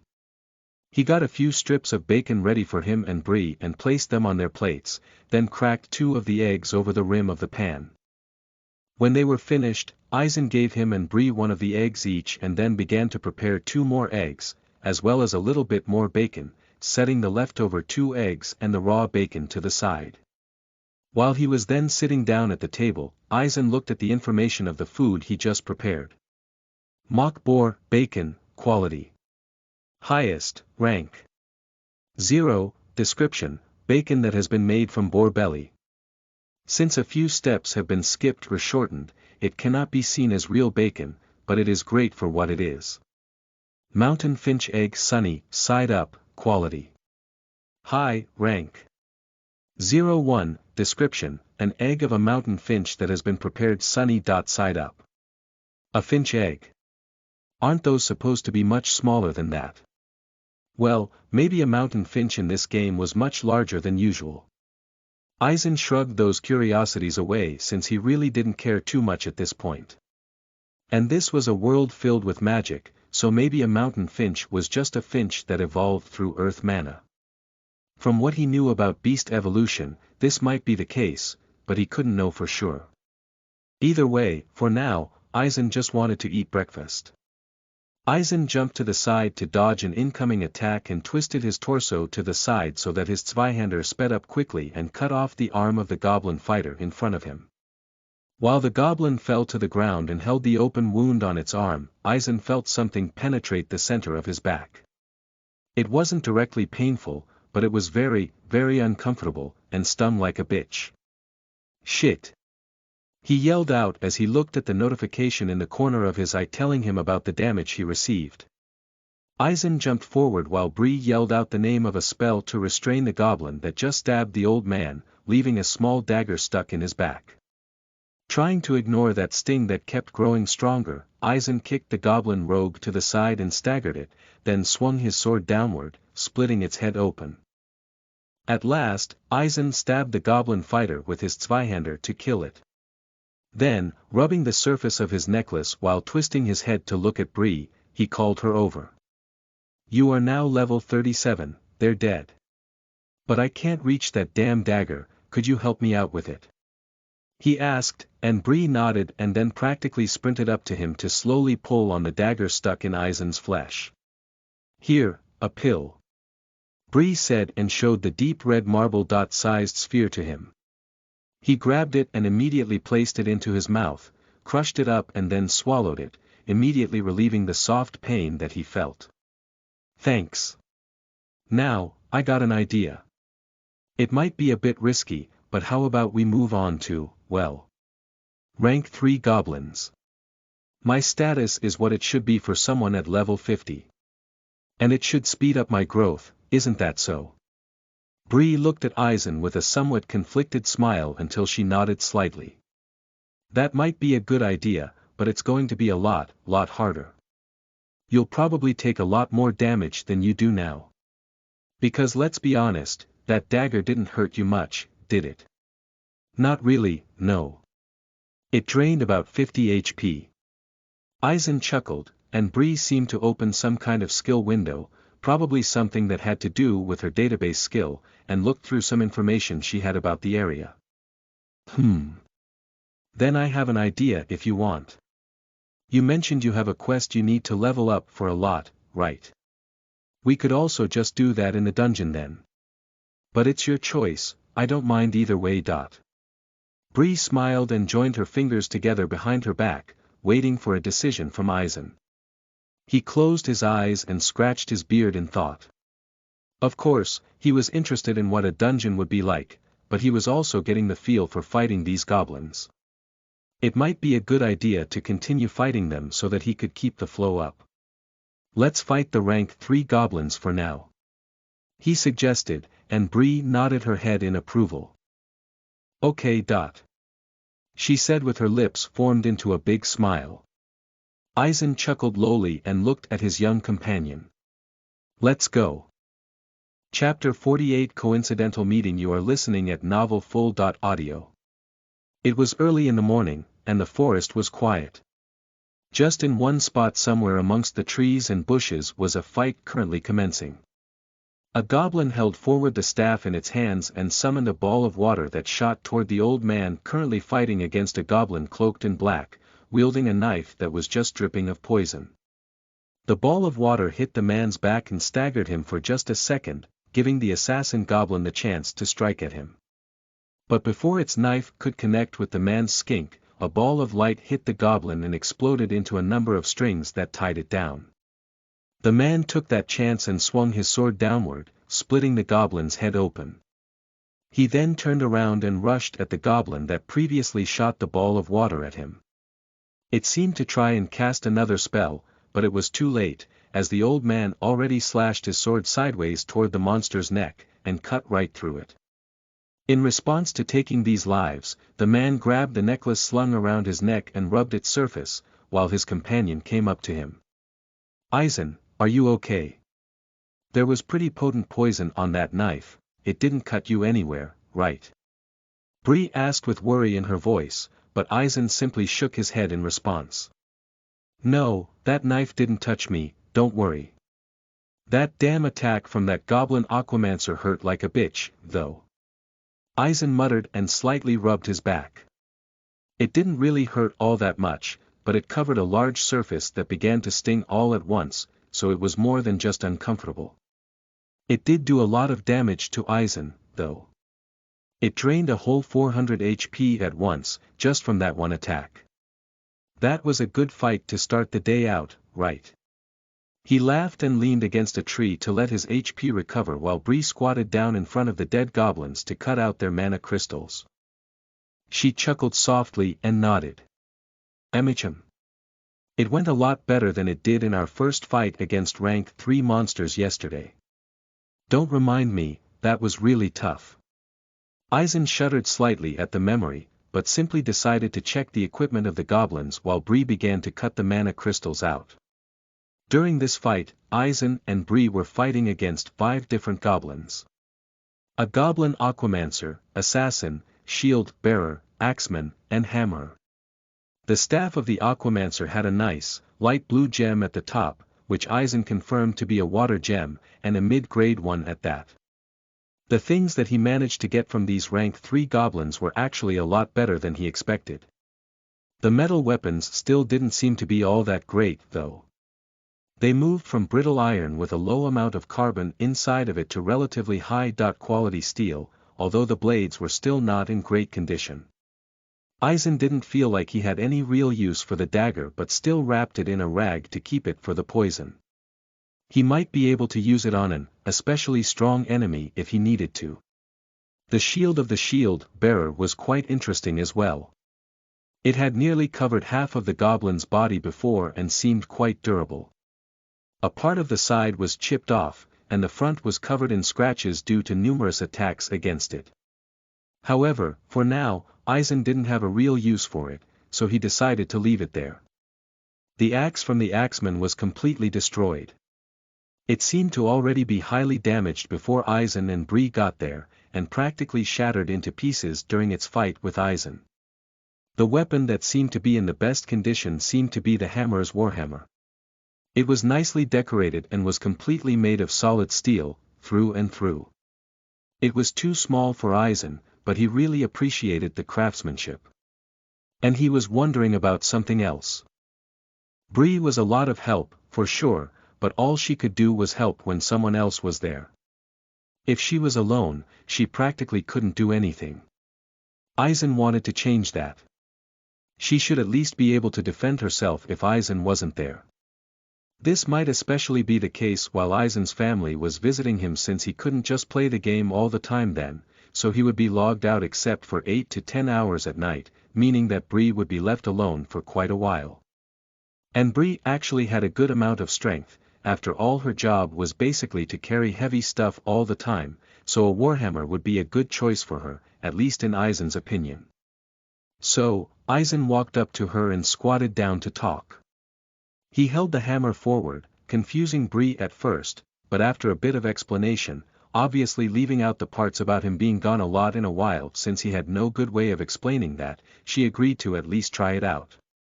After finishing the retrieval of the mana crystals, Eisen and Bree prepared to let Bree practice a little bit so that she could get a skill related to hammer combat.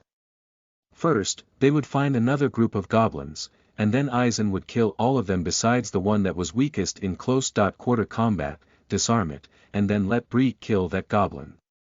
Her strength was pretty close to Eisen's, a bit higher actually, so she should be able to kill it without too many problems. It might slow down Eisen's growth a little bit, but he was already at level 43 due to the leveling he did yesterday, so it wouldn't be too much of a problem. He still had about 1.5 weeks left for the quest, after all. And for Eisen, fighting these goblins just became easier and easier, especially after his swordsmanship skill reached rank 2 the day before, allowing Eisen to use special attacks. He couldn't really figure out what those were, besides that he could now infuse his mana into his sword as he could with Tool. Connection.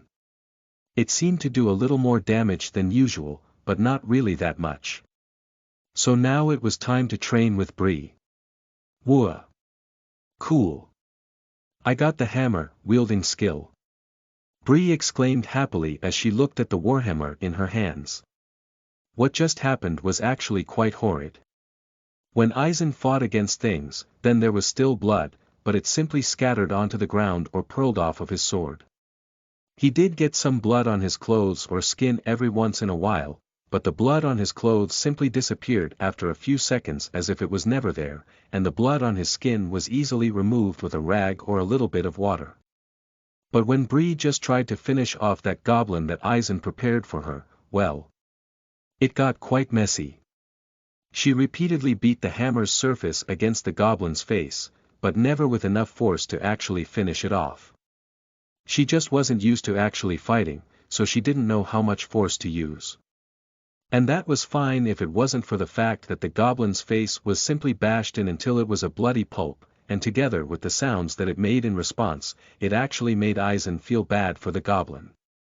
And the thick, dark red blood that bordered on black scattered around and drained into the grass and painted a horrid picture with Bree as its canvas. Eisen quietly gulped and smiled wryly when looking at the Fey-Kin that had a proud smile on her face. Good job, Bree. You managed to kill it, but next time, how about you try to hit as hard as you can? Might speed everything up a little. You can't just stand there and do that for a minute in the middle of combat. He explained, and Bree tilted her head slightly, then nodded in response.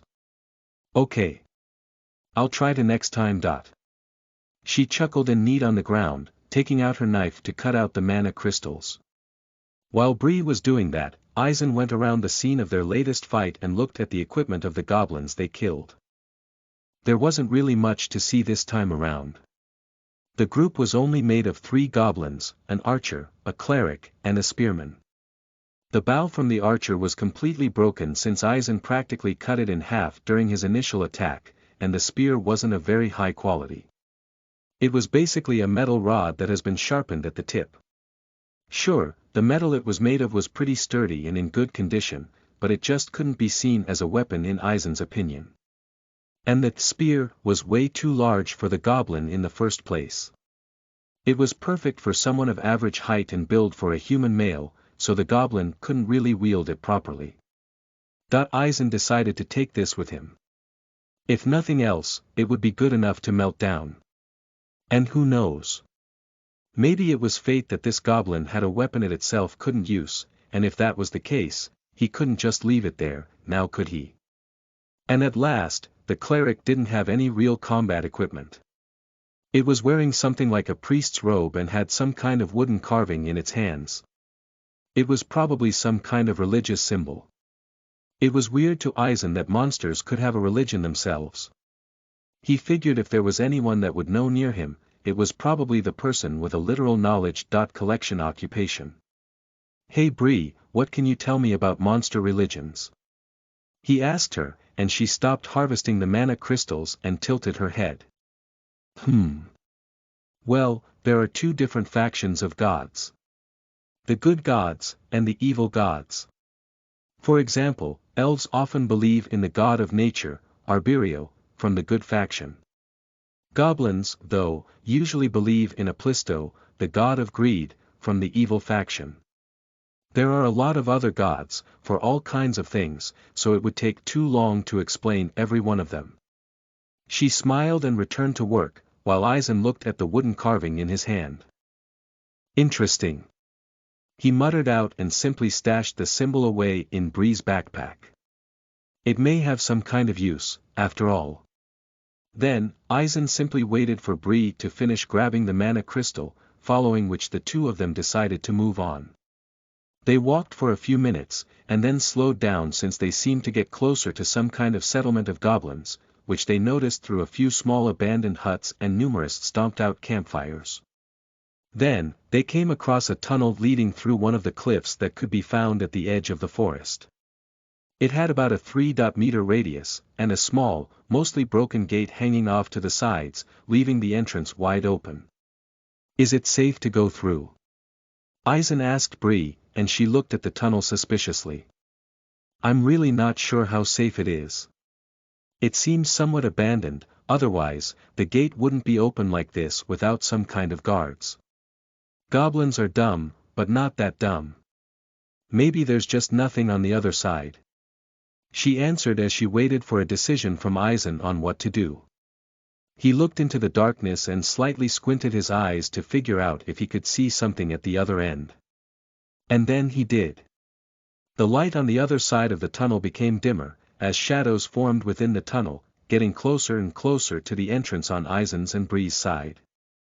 While footsteps began to resound throughout it, and the growls of beasts could be heard mixed together with them inside of the tunnel, Eisen prepared his sword and Bree made sure she could cast whatever spell she needed to when necessary.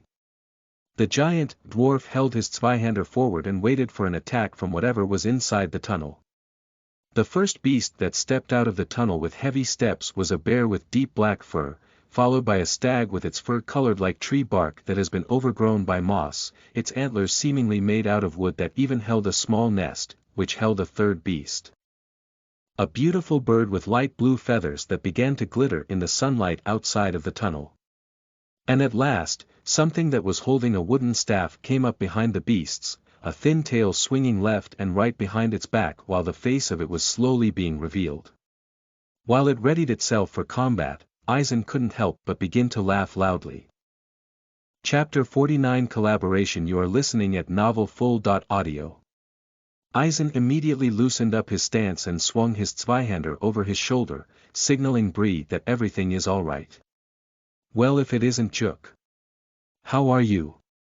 He asked and got closer to the monkey beast person in front of him with a big smile.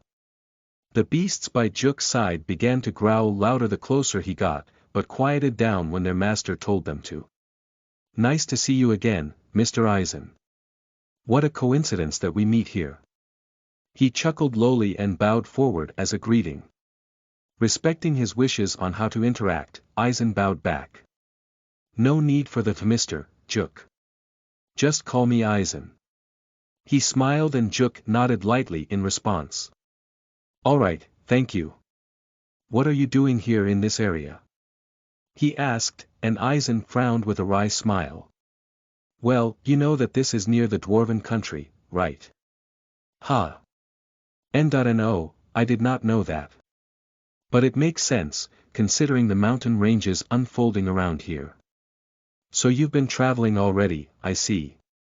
Ah, sorry to be so rude. This is Bree, my companion. She helps me out a lot. Eisen chuckled, and Bree stepped forward and bowed down in a similar fashion as she saw Eisen and Juk do. Nice to meet you. She said nervously and then looked up at Eisen again. How do you two know each other? I thought you lost your memories, Eisen. Bree asked with her head tilted to the side just slightly and an intense stare of curiosity directed at the old man. Eisen smiled wryly and Juk looked at him in panic. That was true. They were both not supposed to be able to know of each other, so how did they? When Eisen and Juk were trying to figure out what to say, it seemed like both of them got a notification coming from another friend, albeit with slightly different content to each other. Hello, Eisen. I noticed that you met up with another original. Since you need a way to explain your relationship, you can tell people, try to keep it to a minimum, about a white space where you 2 and 3 others found themselves with your memories lost and then were transported to the locations where you woke up. Don't mention me, though, as it might cause a few problems if you're talking to the wrong person. In addition to that, you now unlocked more functions of the game, which can only be used in correlation with other players. Friend list. Private chat. PS Papa Samuel told me to say hi. Oh, and have fun. This notification helped both of them relax, and Eisen decided to simply tell Bree the story about that white space. Whoa. Really? Then you also lost your experience, Juk? Bree asked with her eyes wide open, and the monkey. Man nodded in response. Yes, that is so. And as Eisen mentioned, we were in that space with 3 others. If both of us lost our experience, they probably did as well. Juk explained, and Bree looked at them with a sad frown. To just move on to the next topic, Aizen smiled and looked at Juk. And what about these guys? Are they your companions?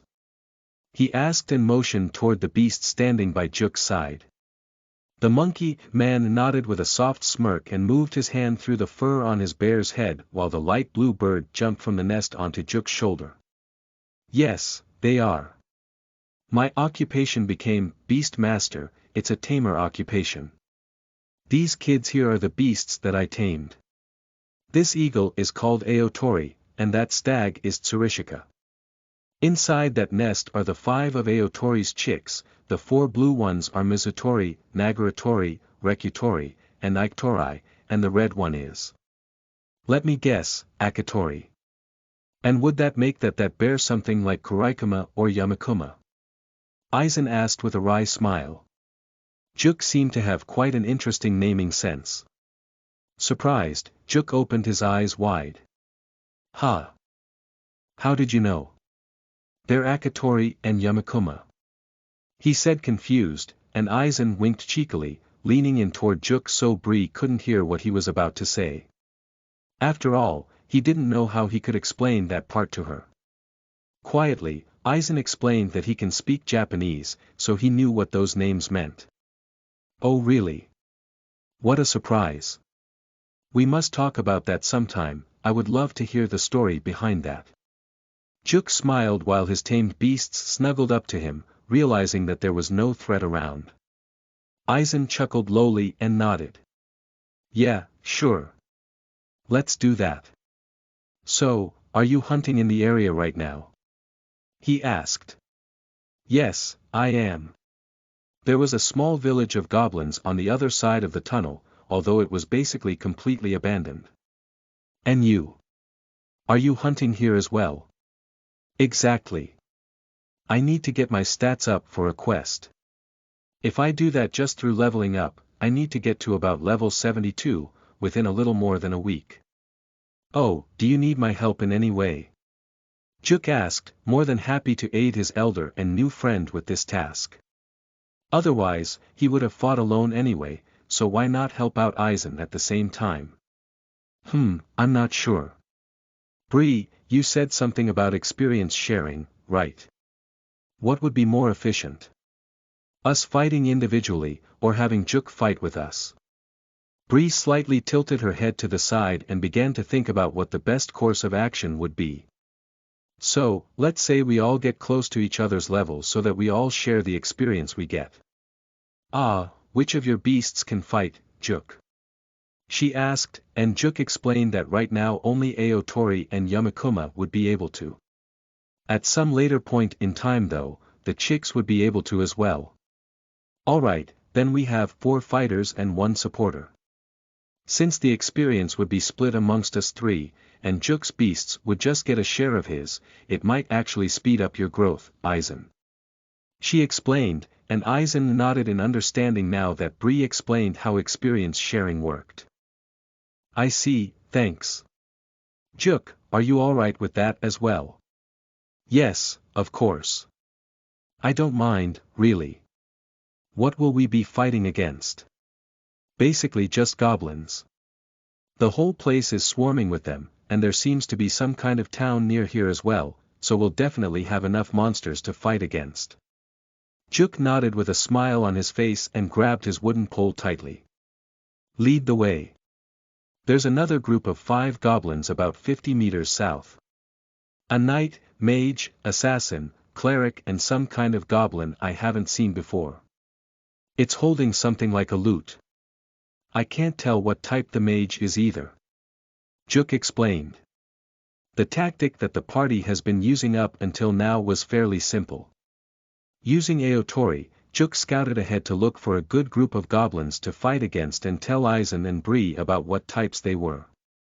Before the fight began, Bree buffed everyone in the group, including the tamed beasts, and then Aotori and Yamakuma formed the vanguard. As Aotori did the least amount of damage, for now, she attacked any goblin that needed time to attack, meaning different mages or clerics, to at least distract them and buy time. Yamakuma always attacked goblins like knights, swordsmen or similar, as they were the most potent close-combat fighters. While Juk's beasts were busy, Bree did buff the goblins and Juk and Aizen stormed forward, taking on the other goblins. Who would take on which largely depended on the situation and type of goblins that were in the group, and Bree would give as much support as possible and see if she could take out one of the physically weaker goblins with her warhammer, and usually tried to finish off the ones that Aotori attacked, as they were already damaged and distracted. However, if it got too dangerous for her, she would simply try and get out of range of the nearest attacker and either Aizen and Juk would take care of it instead. Seems like that's one of those rare types that I mentioned to you before, Aizen. It's a goblin bard. They aren't really that strong, but they can buff us. And I heard that they are super annoying. Bree explained and twisted her face in annoyance, in response of which Aizen softly laughed. Well, I guess we should try and take it out quickly then. He suggested, and Juk nodded and looked at Aotori. You take on that bard, then. And you, Yamakuma, take on the knight. Aizen, which ones should we take on? He asked, and Aizen scratched his beard in thought. The assassin and mage seem like the most troubling ones. I can take the assassin if you want, and then you can take the mage. Whoever kills their goblin first moves on to the cleric, and then the bard. At last, we all fight against the knight. All right. Aizen suggested, and both Juk and Bree nodded in agreement. Then let's go, Aizen said, and Juk motioned his beasts to attack. Following them immediately, Aizen and Juk waited for the beasts to face their respective goblin and then jumped forward while the goblins reacted in surprise. The assassin wanted to dodge, but Aizen anticipated it slightly and managed to cut off its path. However, due to the speed of the assassin goblin, it still managed to evade the brunt of Aizen's slash and was only cut by its leg. In response, it jumped forward and tried to attack Aizen with a poison-covered dagger in his hand, stabbing it forward. Also expecting this attack, since he got used to the regular attack patterns of goblins at this point in time, Aizen slashed his Zweihander downward just in time to hit the goblin's hand, cutting it off just in front of the wrist. Directly afterward, Aizen slashed the sword to the side and cut into the side of the goblin's torso, which injured it fatally. Quickly, Aizen finished it off by stabbing through its head and then looked over to Juk to see the progress with his fight. Since he was working with a low-quality blunt weapon, it took him a bit longer to kill the goblin, despite the fact that it was basically constantly staggered and stunned. Next, Aizen looked over to the cleric that began to cast healing wonders, which was the spell equivalent for skills that depended on their faith for a god, and held the Zweihander over the top of his head and swung it down as fast as possible, cutting into the cleric's shoulder. It clutched the religious symbol in its hands and seemed to say some kind of prayer in the goblin's language until a soft light encased him, the bard and the knight, apparently partially healing their wounds. Luckily, Juk managed to kill the mage just before the cleric could heal it as well. While Aizen was preparing for an attack, Bree ran up behind the cleric and swung her warhammer to the back of its head with full force, and at the same time Aizen slashed his Zweihander into the goblin's legs from the front, which led to the goblin dropping to the ground with its head nearly completely bashed in and in a state that meant it was unable to move, making it possible for Bree to finish it off. Juk was running up to the goblin bard, and Aizen ran up to the knight at the same time. Just before Juk was able to hit the bard, it managed to open its mouth for the start of a song. The sound was beyond horrible, and immediately left the whole group stunned as it reverberated through the small area surrounding them. Even Juk's beasts were stunned, letting the goblin knight push back Yamakuma and injure it greatly as it stabbed into his belly, then turned to Aizen while the bear was lying on the ground without being able to move. While the knight lifted its blade to swing at Aizen, Juk swung his pole forward in a fit of rage toward the bard, basically breaking through the stun with sheer force that was caused by anger. This made sure that the bard stopped its horrible song, and let Aizen react quickly as he swung his sword to the side, catching the goblin off guard and cutting through its throat while Juk crushed the bards, making it impossible for it to continue singing. But due to the rough treatment the pole got just now, it shattered into pieces and left Juk without a weapon. He looked back at Aizen, who already ran toward them and swung his sword toward the goblin that was holding its throat in pain.